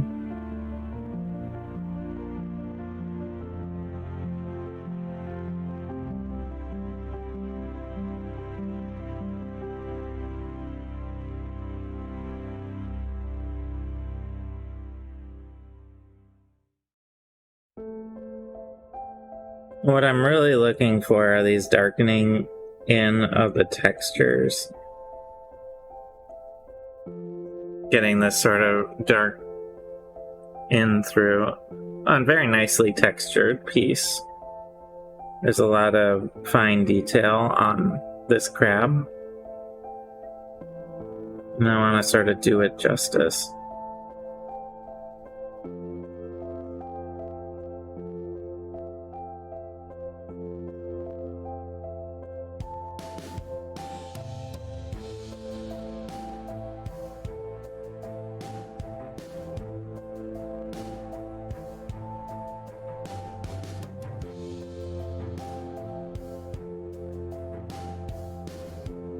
So, we're just going to gently go around. When we're on Krebsstadt in our game, we didn't interact too much with the dire crabs themselves. We mostly just watched them being brought into harbor. Because they are also very dangerous, high-level monsters. But,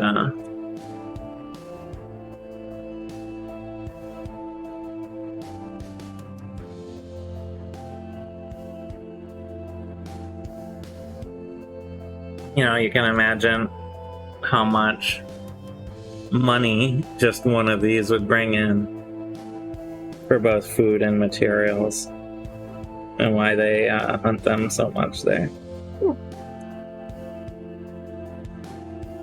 I guess fish them so much there.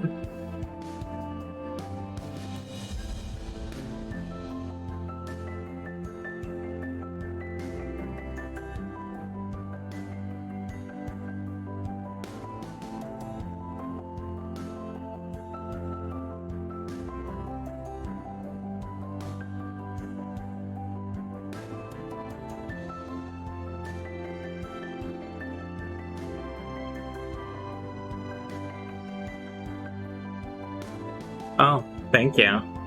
Yeah, so this is my second crab. I did one in blue. And now I'm doing this one in sort of a red and purple. Thank you for the new follow as well. Ooh, we're getting really close to 200 followers. That's exciting. So this is my second dire crab, actually, that I'm working on.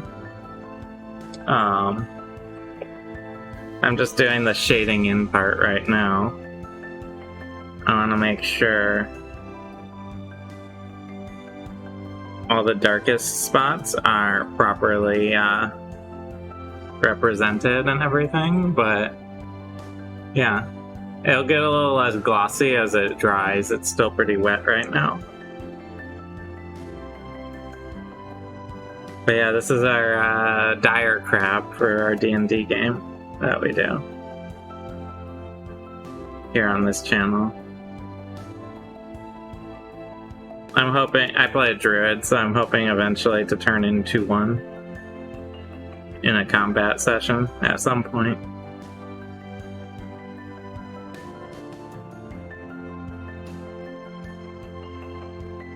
Gonna work on here are making sure these there's some really awkward areas in between the shell and the legs that I want to make sure are darker.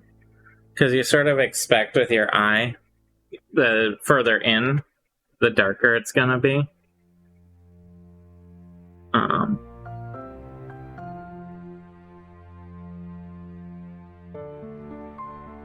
So I want to sort of replicate what your brain expects to see. I like to try and make the monsters like this a little more fantastical looking. That's why I went with like these sort of purple tips on the shell, or in this case the red tips on this blue crab. Just because like if you just replicate a regular crab, it's gonna not be as exciting. One thing I want to make sure I do is with the eyes. I'm going to get a fair amount of black wash in and around to sort of enunciate the depth around the eyeball itself. Like that. I'm going to just lightly deposit extra wash around the cracks in the shell. Yeah, we do, thanks for joining us. We do this painting stream. It's either me or my dad actually does this as well. We do it Mondays, Wednesdays, and Fridays from 10 a.m. Eastern to about 2, depending on it.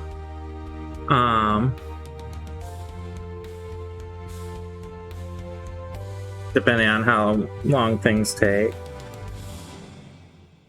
But then we have our D&D stream that we do on Sundays at 2 p.m. Eastern. Yeah. And that gets put up on podcast. And we put all of our older painting episodes up as well on YouTube. So, I don't know.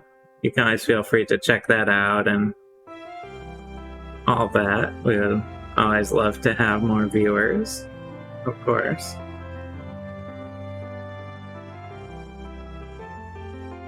So I'm trying to get some inconsistencies in the shading across it, because, well, a wild animal will weather and change differently over time. So I'm actually kind of adding additional splotches of wash in various areas so it doesn't have a single coat of wash that's uniform across it, but rather sort of darker and lighter areas. So you might expect areas that move a lot, like the hinge on the claw, might be a little more weathered. than others.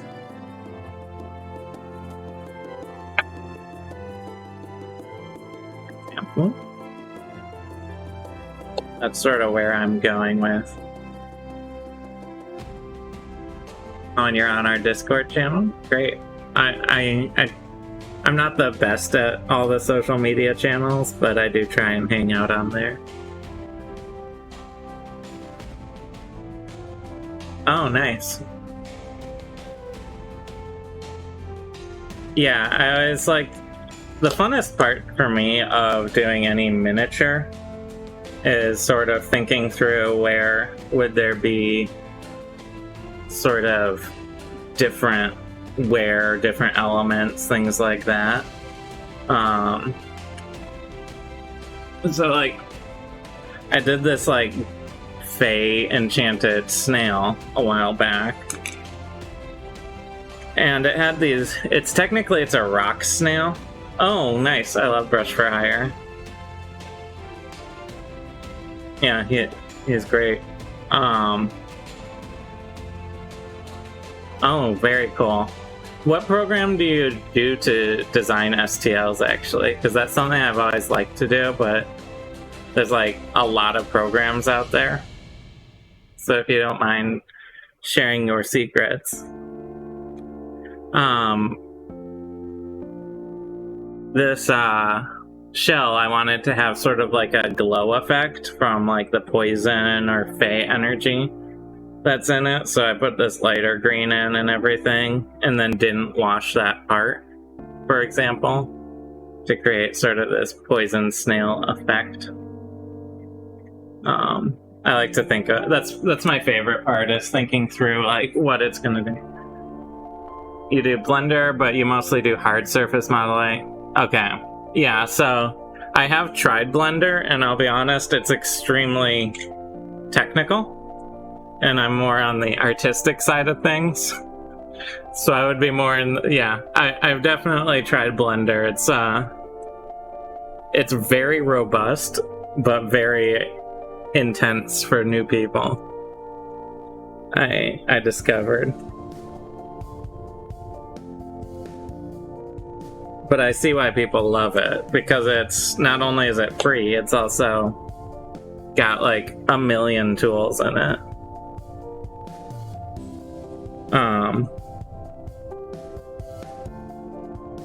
I was thinking of checking out, I think it's called ZBrush. I don't know if I know that's a paid one though. So, I don't know. I think it's kind of expensive.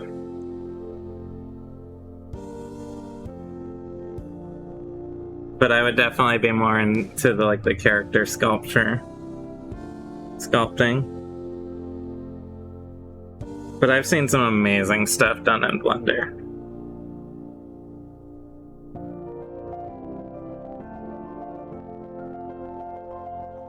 And we obviously have some FDM printers that we do more like D&D terrain pieces with them, like this, with the FDM, but ZBrush is the go-to option for artists who want to do character sculpting. Yeah, I think I want to say it has like a big monthly cost, or you can get like a lifetime license, but it's like $800 or $900 or something. And I'm like, ugh, that's a lot to jump into. So this is what we use our FDM printer mostly for. These are magnetized dungeon tiles that we paint for the show, and I think we're gonna look at opening a store for things like that too. But we're getting a resin printer. It's on pre-order right now. It's a 8K frozen, I think. I hope I'm remembering that correctly. That we should get in the fall. And I've always wanted to do character sculpting. So probably, I think there's a free trial of ZBrush. I don't know. Maybe I'll save up some like birthday money and something to get the the lifetime subscription if it's good.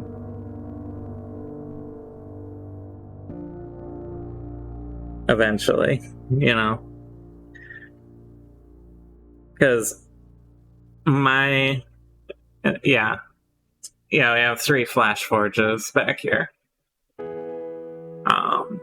But they're not resin, they're FDM. So they're not the best for things like crabs, for example.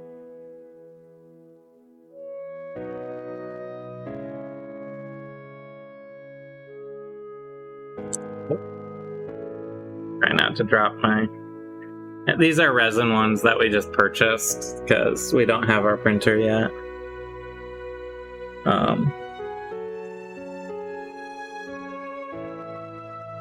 But once we get that printer, I plan on printing way too many things to paint.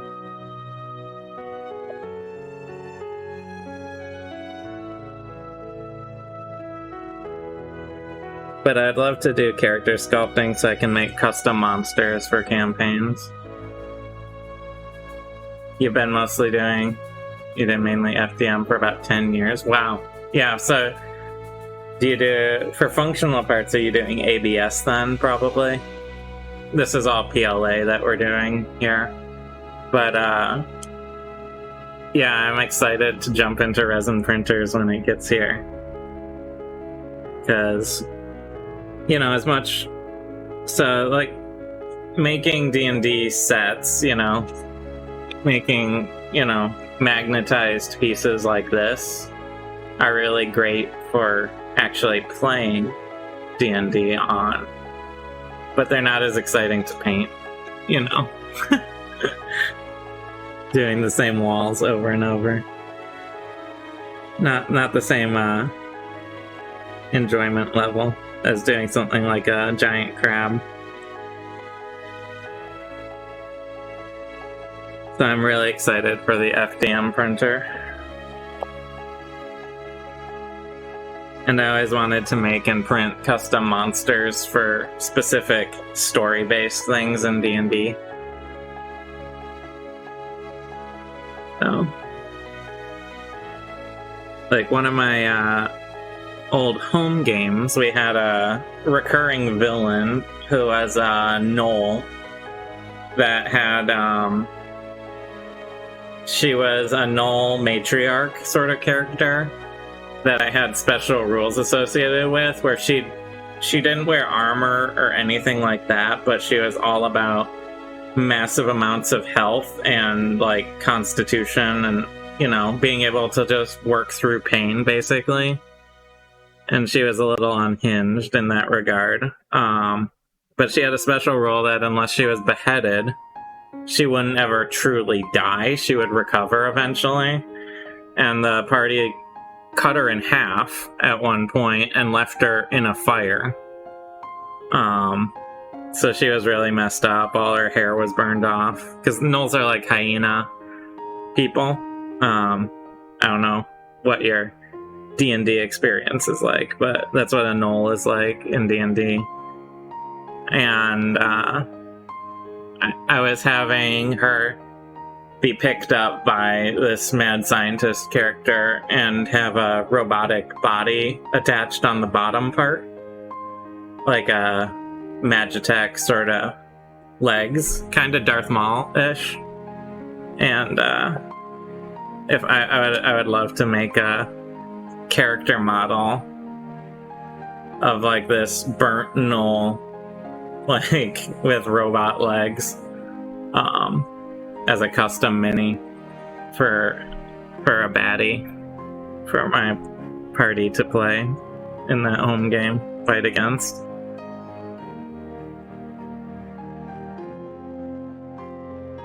She was a good baddie. She ate one of the character's eyes at one point. I'm pretty sure, yeah. It's been a while.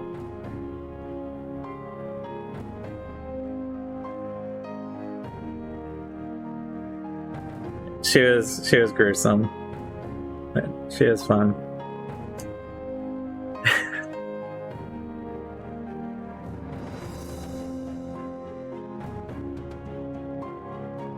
But yeah, Blender, I've made some technical stuff in Blender, like you said, like just some modification pieces and stuff, and it's really good for that. I really do enjoy Blender, but it's a lot for me.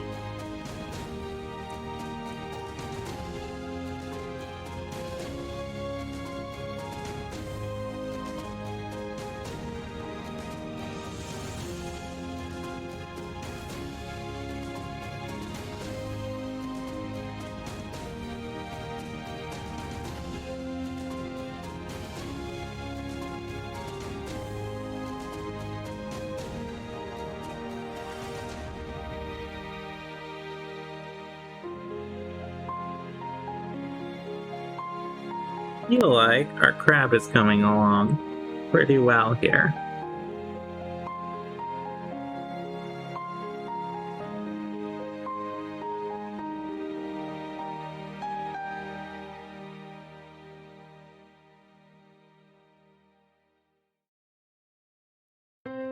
So here's our side-by-side crabs.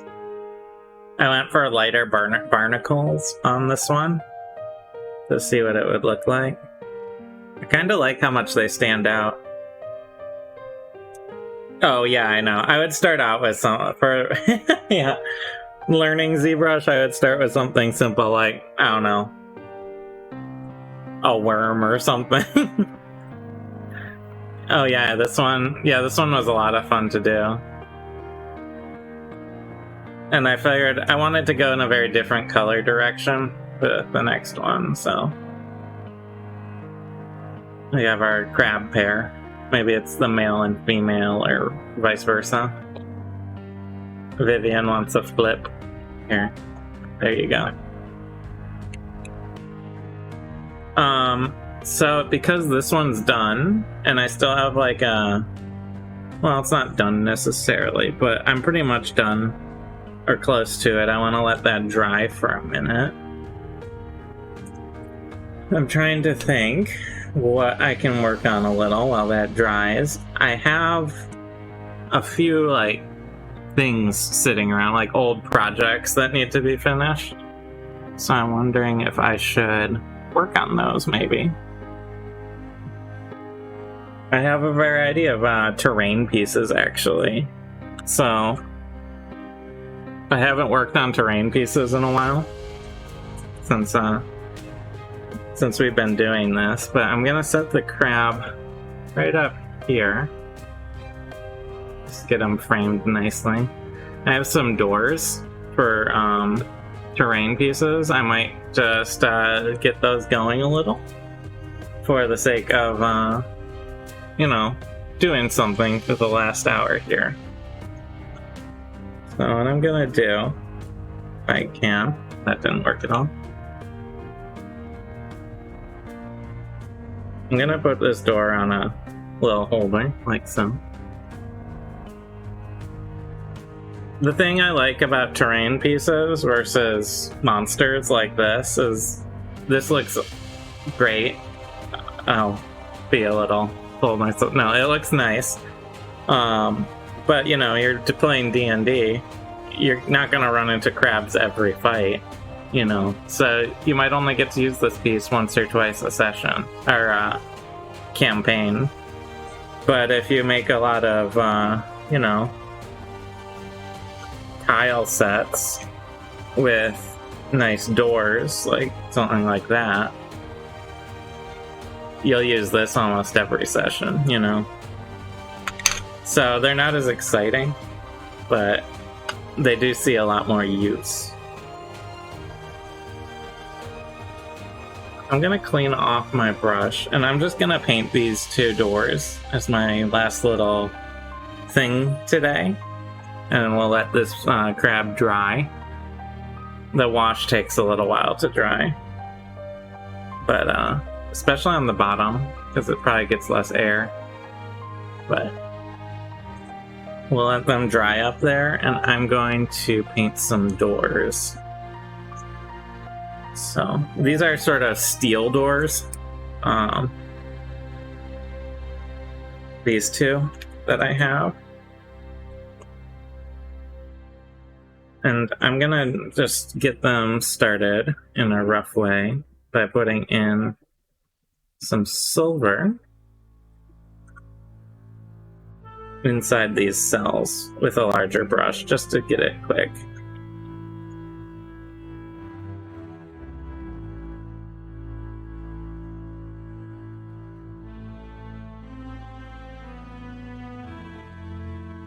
I have it on the holder, it's gonna make it annoying to work. So I'm gonna mimic this door here. It's gonna be sort of a metal door, more secure for whatever it is that it's protecting, maybe a vault, something like that. I think maybe next time, I have a few more minis to paint. I have to decide what we're painting next time. We've been working on our Little Lizard League. Lately we have a set of about 8 of these guys. Little koboldy lizard boys that we've been working on. We have about 2 more of those to do. I just don't really want to start one when I don't have too much time left today.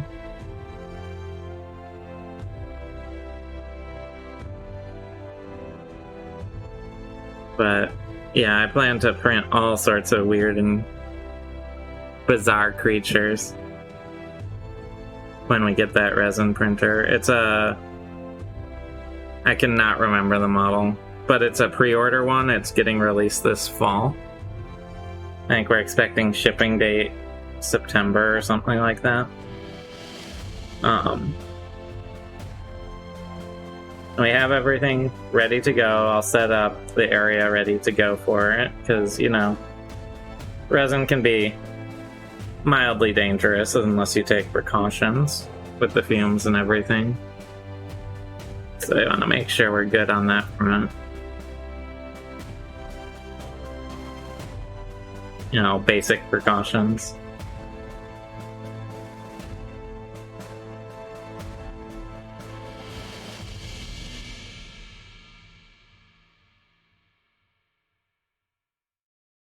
But yeah, it's a pretty nice one. It had like a pre-order discount on it.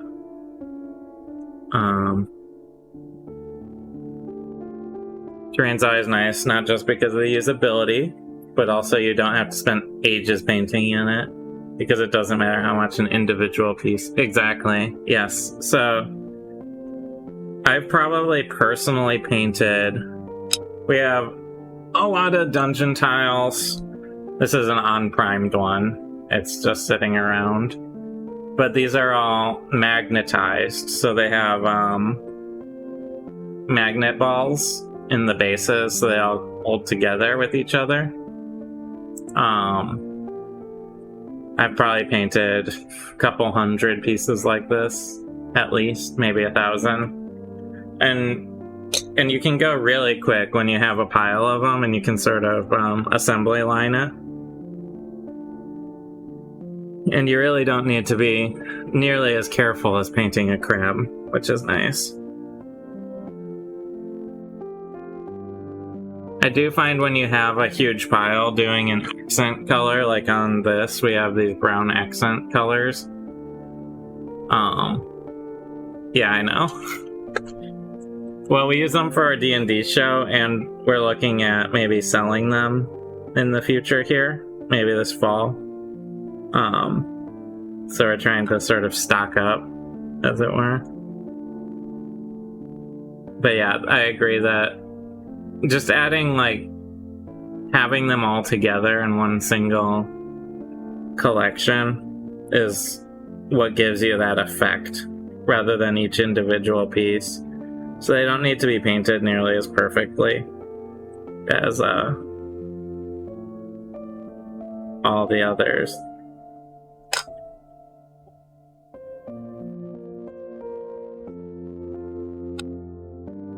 But it's also, I don't know, terrain's not as exciting, so I try not to paint it on stream quite as much anymore.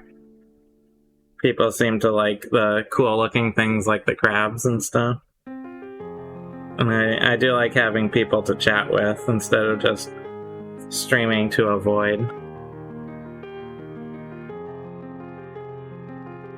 Well, I tend to paint the minis, the monsters and character pieces.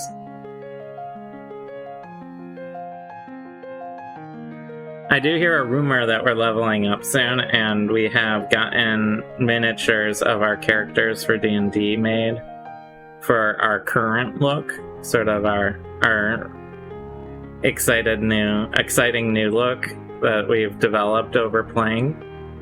So, hopefully in the not too distant future, I'll be allowed to start painting those.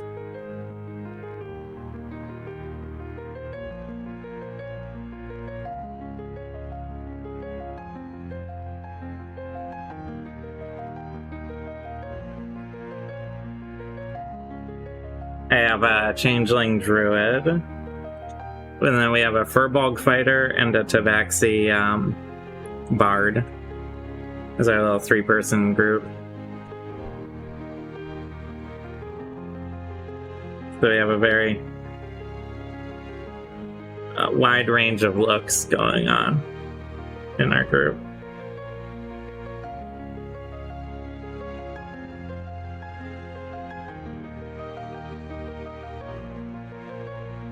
The doors are always a little slow to paint because of these cells.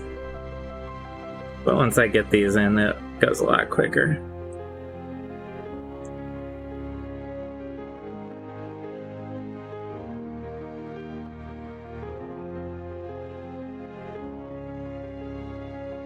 My favorite thing is when I'm painting a whole bunch of terrain, and then I notice there's like 2 I forgot to do the backside of, because I've just been going through so many.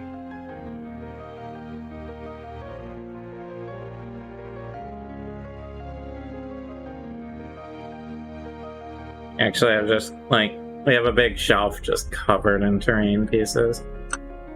The nice thing is, so we were trying to get trees for a long time, and 3D printing trees, as you might know, is not particularly easy or looks necessarily the best.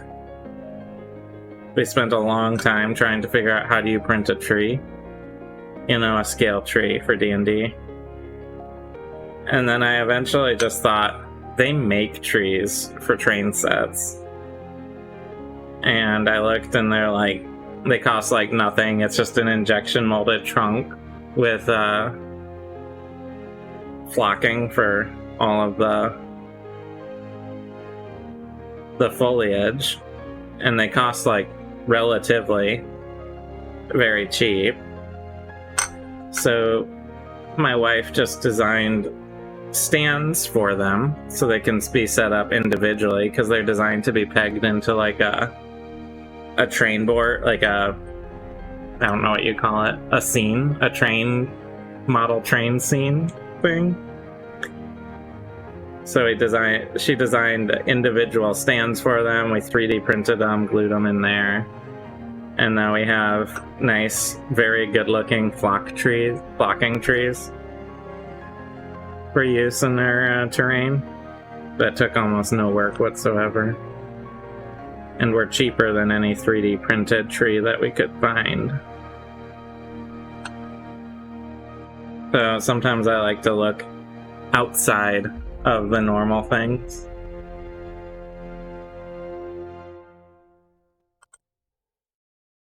Outside of the normal D&D community, I guess is the right word, for inspiration on things. You can actually find some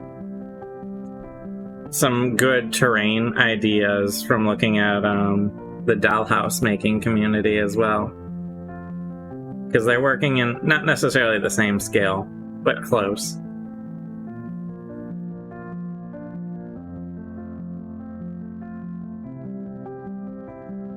And you can find a lot of cool and interesting ideas there. Okay. So I have painted the silver in on both of these. Now I'm gonna grab my brass.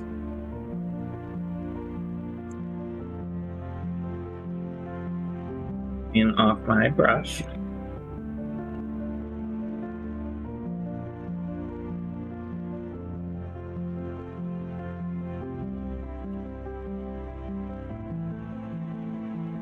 I'm just gonna get these bars painted in.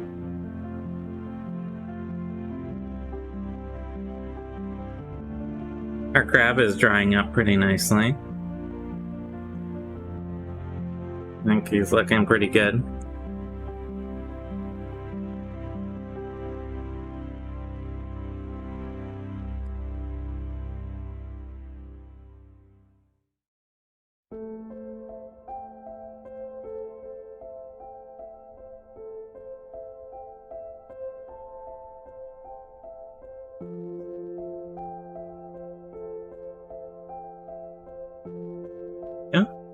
Model railway and diorama builders are always an awesome source of idea. Many of them have been doing it for ages and have great tricks to share.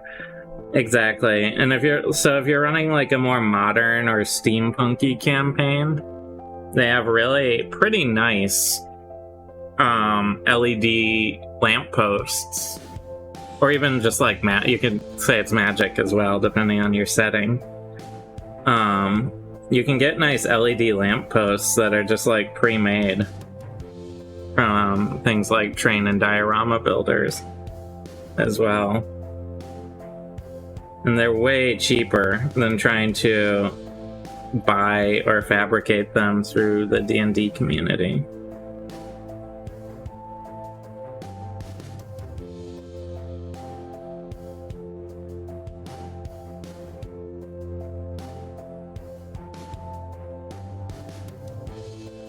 Just because they've been doing it for ages. I always kind of like model trains, but they need so much space. We would used to get model trains. My uncle worked for one of the model train designing companies. And he would, when we were kids, he would give us model train sets.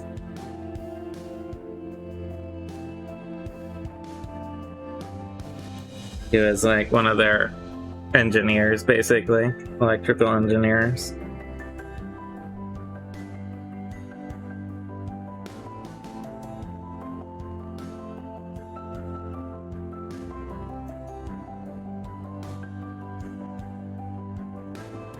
So we still actually have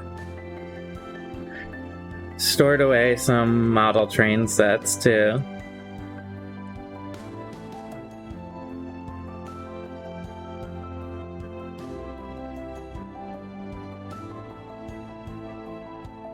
I think my wife wants to, her secret plan is to eventually, she always really liked the sometimes you'd see in movies and like stores and stuff, the like railway track that goes up along the house, like the walls in your house, and you like have holes, tunnels in your walls that they like go through and stuff. And then you can put cameras on the trains and like watch the train go through your house on a little TV. I think she's always wanted to do that. But that would take a bit of work. And wood is very expensive right now.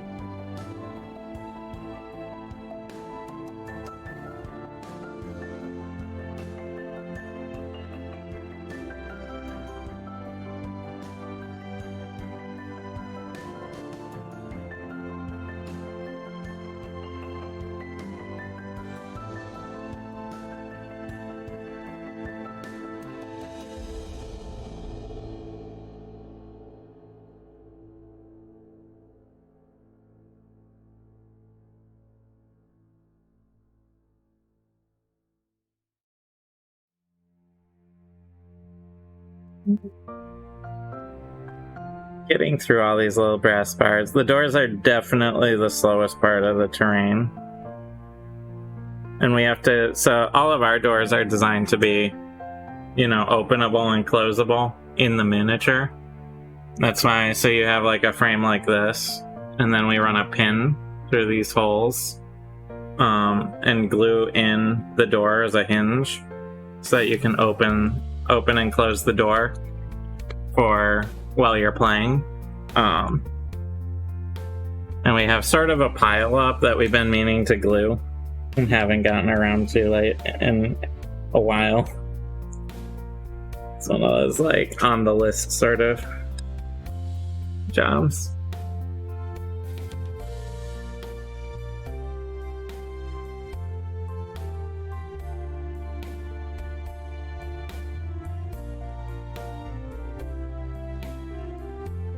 Hasn't been a high priority, basically.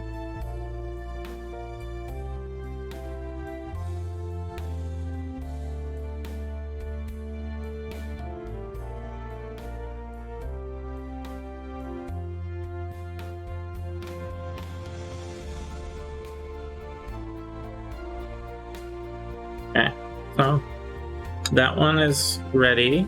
Yeah, I know. We've been very bad about our gluing.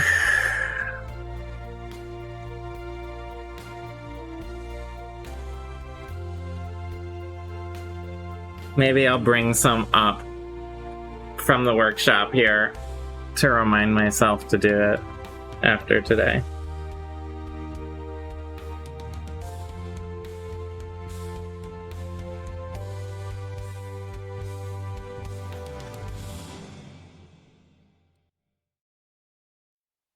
Yeah, exactly.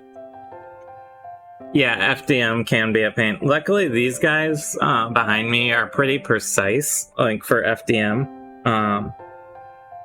So we've never had issues, because, so like these doors are printed with a hole running all the way through it.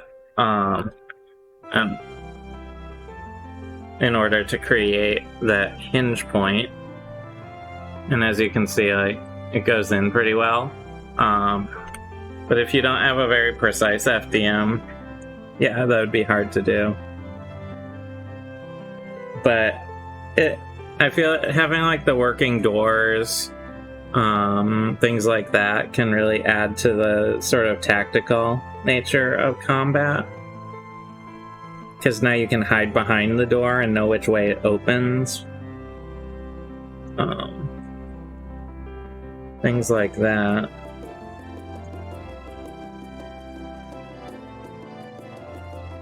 And for extra flair, we've been playing with things like clear resins to create liquid water effects and stuff like that. We have some river tiles. We have ooze pools for necromancer sort of stuff. Necromantic magics. All sorts of fun stuff.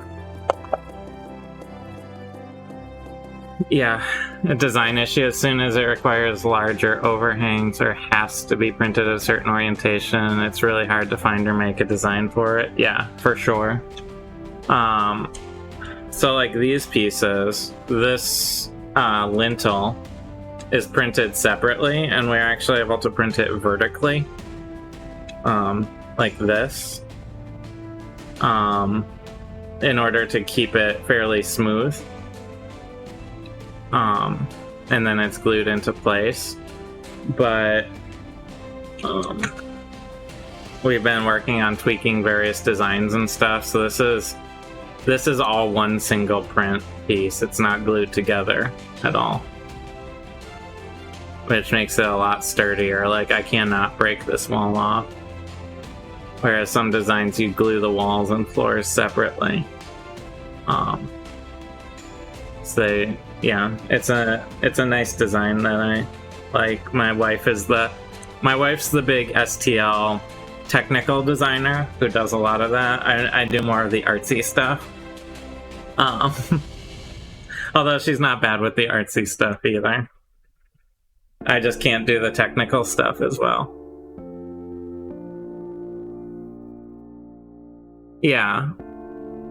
Sometimes it does work a lot better if you break it up. So like the lintels, the FDM couldn't have bridged that gap, so you have to print it as a separate piece. Or else you're putting a million little supports in and wasting a bunch of material and stuff. So that's why we do that. Yeah, there's and we did a series of houses. Actually, I'll grab one big. I'll be right back.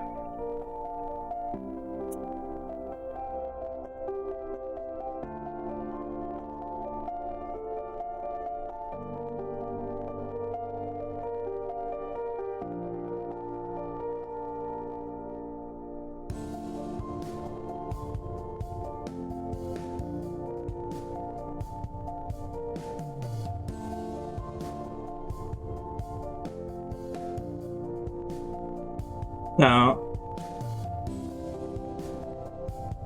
we did a series of houses like this, which aren't really like, you can't go in them, but it's like set decoration for fighting in a town or something. And this is actually just printed in two pieces, a roof and the body in FDM. Then we just glued it together.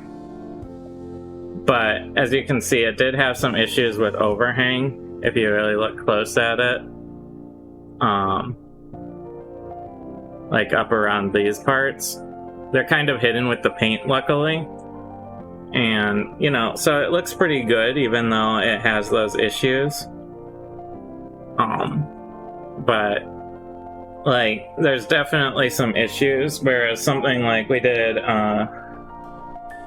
this bridge. Nice long bridge. My camera's not long enough. There we go. So I painted this bridge, but this is actually a whole bunch of pieces that we have glued together. They're segments all glued together, and then we puttied in between to fill in any gapping and stuff. So this is actually probably 12 pieces that we glued and then used clips, internal clips that were individually printed in order to have a mechanical and a glue hole to keep the bridge together. But in the end, here you can see on my upper camera, you have a nice long bridge for D&D. So there's definitely pluses and minuses to like the mono piece versus the individual pieces. Because like this bridge we could not have printed as a single piece, I don't think, honestly. Not with like these arches and stuff. It would have been very difficult. So breaking it up into a whole bunch of pieces and gluing them together and locking them together was just the simplistic way, and this thing's a brick. It's very tough. Whereas this, like, it got the full house all printed in two pieces, and it was very simple to glue together. But it does have small, relatively small issues. You'd probably have done the piece in 6 pieces because of the size. The shorter one would have done very well. Yeah, exactly. So, 1, 2. And that's pretty much what we did. It's close, you know. If we joined the STL files together so the horizontal pieces were together, that probably would have been fine. It was just sort of the easiest way to print it at the time. And if we did it again to make another bridge, we would probably do it sort of like that in 6 pieces. But like our bed isn't gonna fit this anyway. So yeah, breaking it up into pieces can be very invaluable, especially with larger pieces like that. So, I agree with you. Let's see if I can open... Yes, okay. My jar here. I'm going to just try and finish up these doors. See how we get. But yeah, we've done a variety of interesting terrain pieces, I feel like. And I actually do enjoy painting terrain quite a bit. It can be a little... Sometimes you're like, oh, I feel like I'm never quite satisfied, because when I'm painting a crab or something, I'm like, I really just want to paint 50 pieces gray and be, like, done and not think about it and use one of my like, really big brush. But then when I'm painting 50 pieces gray with a big brush, I'm like, I really wish I was working on some detail stuff. It's kind of funny. I never seem to be satisfied with one or the other.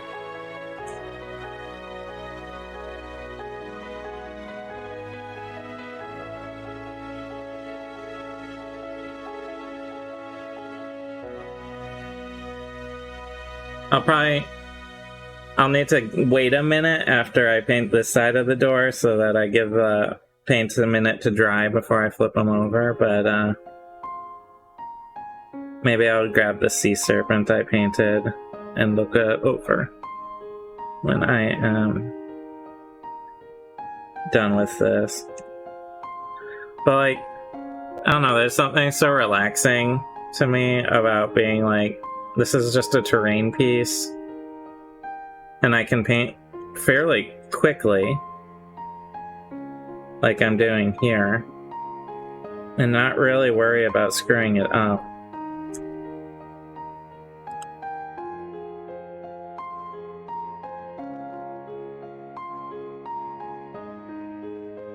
You can be relatively messy and stuff.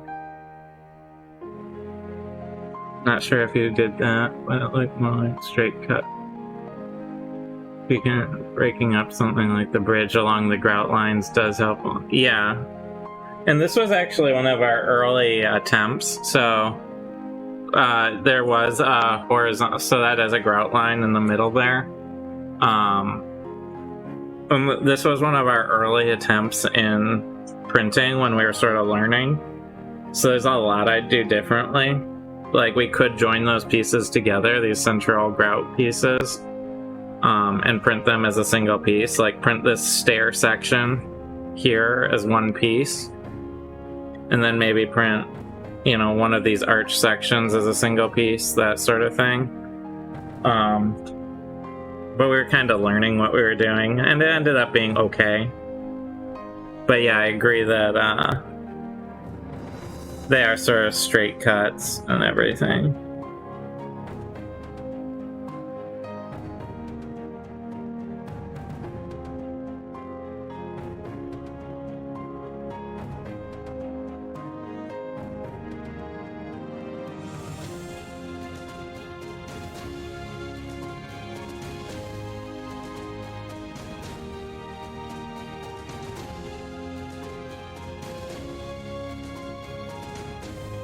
So we got a sea serpent because in our D&D game, we were in a town that had a big lake outside of it called Lake Sturmgrim.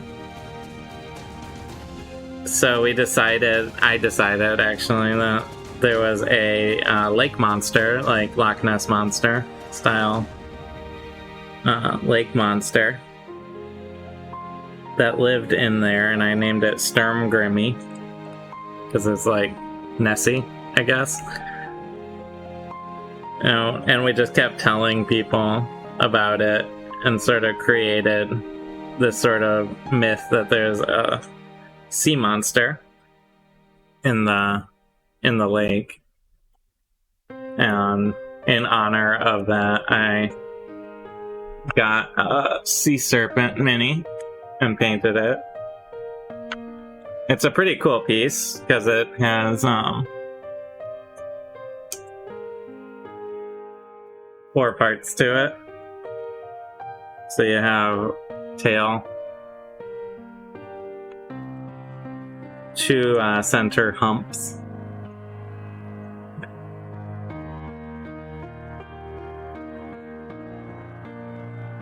And then the head, of course.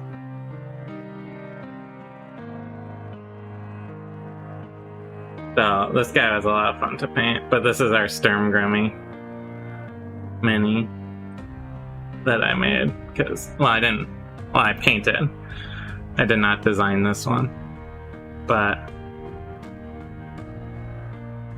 that one was a good fun paint to do. I'm kind of just killing some time while I'm waiting for these doors to dry enough to flip over.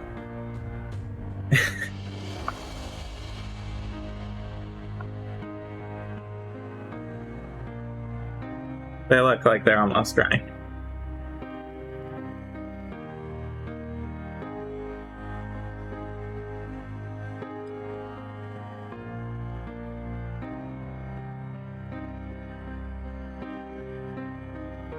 Here's my paint.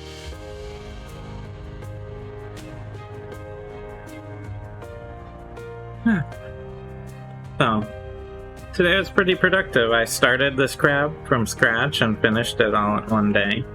And I got a couple doors that were sitting on my to-do list done. Almost done.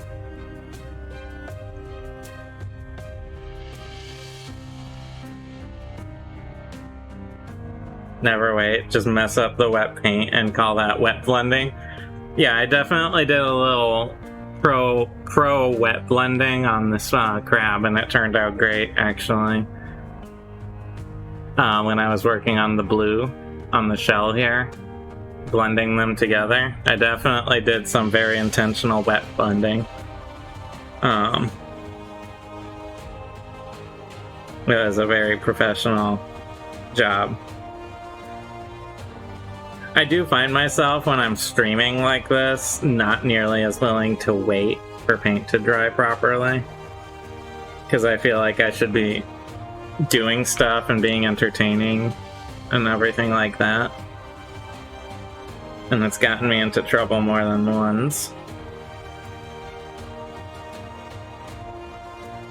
But our idea for this show is to be kind of calm and relaxing, so I don't know why I do that.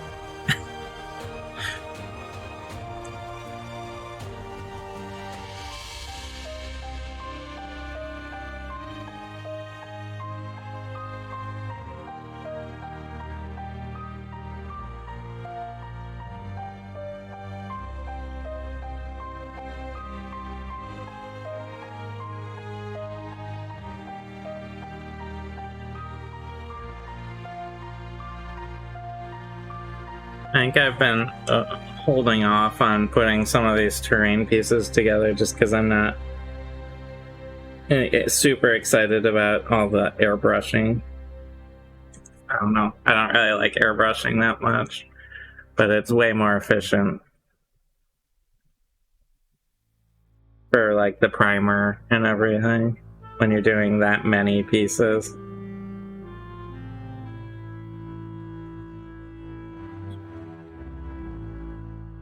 Been holding off on it, but I should really get to it.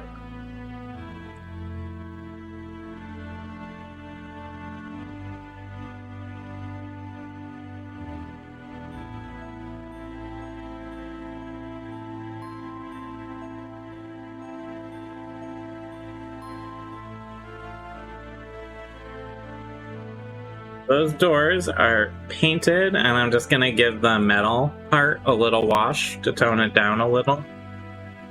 Make it more like this rather than super bright and shiny. Hopefully my camera's picking that up. Since I have the washout from the crab, I'll just use that.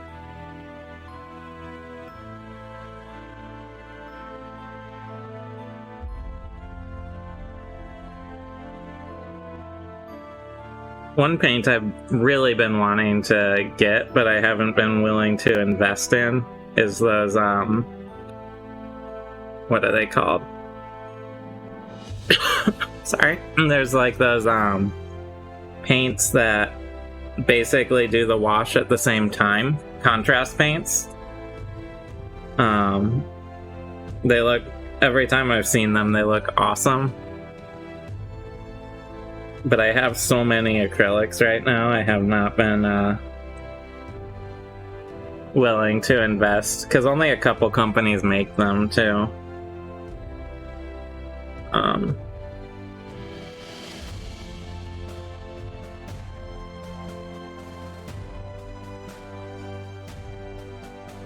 I know Games Workshop does, and then there's one other one that I've heard of.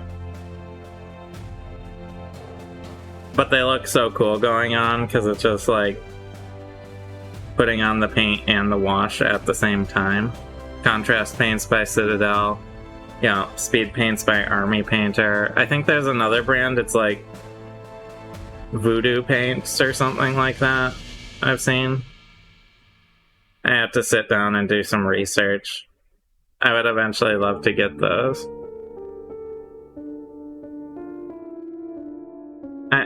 Games Workshop / Citadel so expensive though. Like, so is honestly Army Painter is pretty pricey too, in my opinion. But I don't know, there's something really cool about it when I've seen people doing it. And you're like painting a cloak and it's already looking like a finished thing as the paint goes on.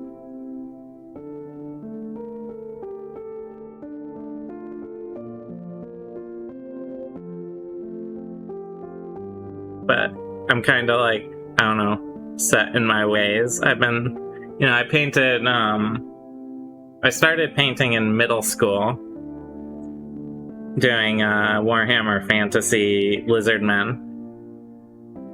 And because my dad and brother did High Elves and my dad was Orcs and Goblins. And I wanted to be cool too, like my dad and brother, so I got into it. Yep, exactly. So these this is Vallejo here, model color. I'd say about 80% of the pieces I paint are with Vallejo, because they are good and relatively cheap.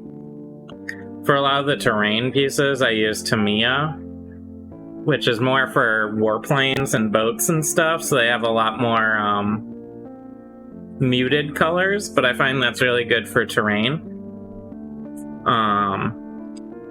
So I'll use Tamiya more for terrain, and I use Vallejo more for miniatures. That's typically what I use, and then I just wash it by hand, like I'm doing here. But yeah, I've always wanted to try those contrast colors, even though I'm a bit set in my ways.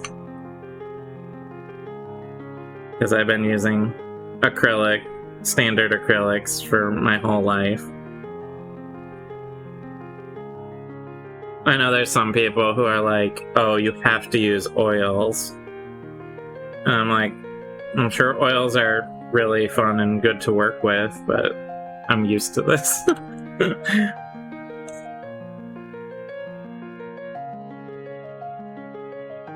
I'm not the biggest fan of changing in my day-to-day life, so and to stick with what I know.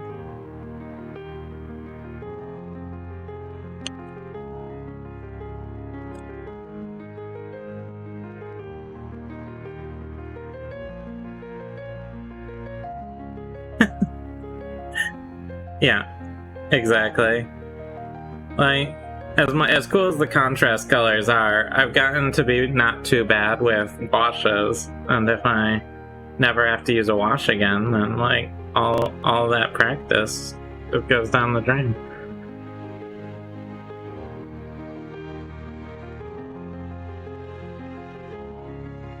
So like what I'm doing here, I like to think about like, okay, the door is oriented up, so I'm trying to get a little more wash in the where the dirt would be settling on the door than in the other parts. So I'm trying to drag my brush down over those ridges to sort of create that sort of dirt and oil buildup. Oh, no problem. Thank you. We will be streaming Sunday at 2 p.m. our D&D game, and either me or my dad will be back painting Monday starting 10 a.m. Eastern. So thanks for following us, and hope to chat with you again. I'm almost done here myself, so you're not gonna miss much.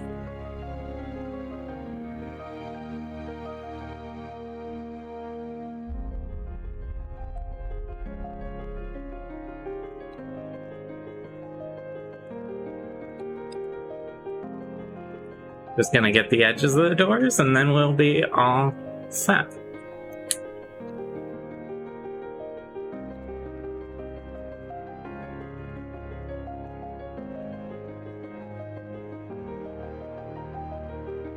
Can I take it on? Yeah. I'm on Eastern time zone, but I know a lot of people who stream are over on like West Coast and stuff, so I always try and make sure I say Eastern when I'm saying things.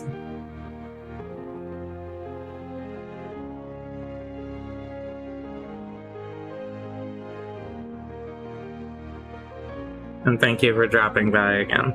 I always love having someone to chat with while I do this.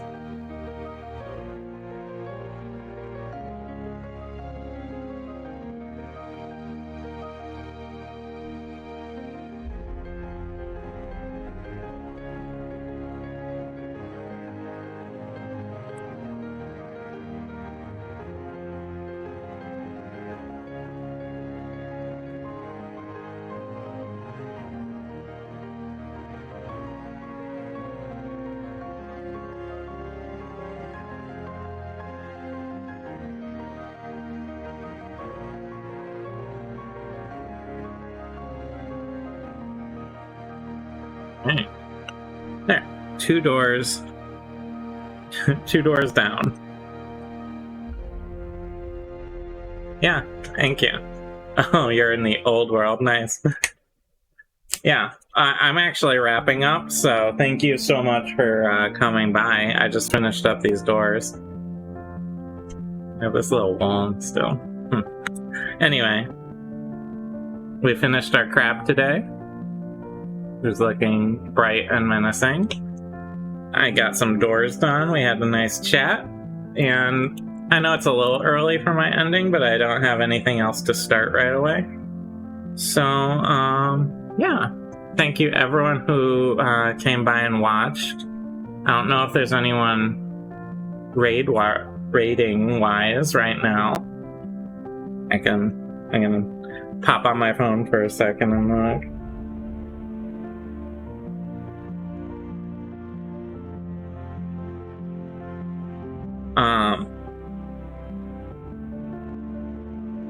Although I don't have like any connection down here. But yeah, I think I'm gonna wrap up a little early, but not too bad. And we'll my crab's still a little tacky because it takes a while for the wash to dry. But there's our bright and angry crab. Crab couple. So, I'm gonna end here. Thank you everyone for watching. If you're watching the recording that we put up later on YouTube, please like and share, subscribe, but thumbs up, I want to say. Thumbs up button. All the buttons. Just push every button.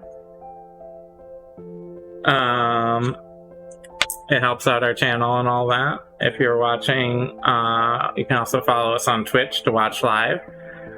Mondays, Wednesdays, Fridays, 10 a.m. Eastern to 2 p.m. Eastern generally, unless I finish early like today. And then check out our D&D show, which goes on Sundays, 2 p.m. Eastern.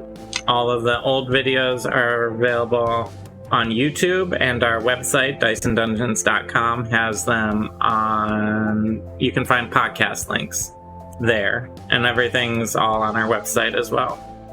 So, thank you everyone for showing up and hanging out.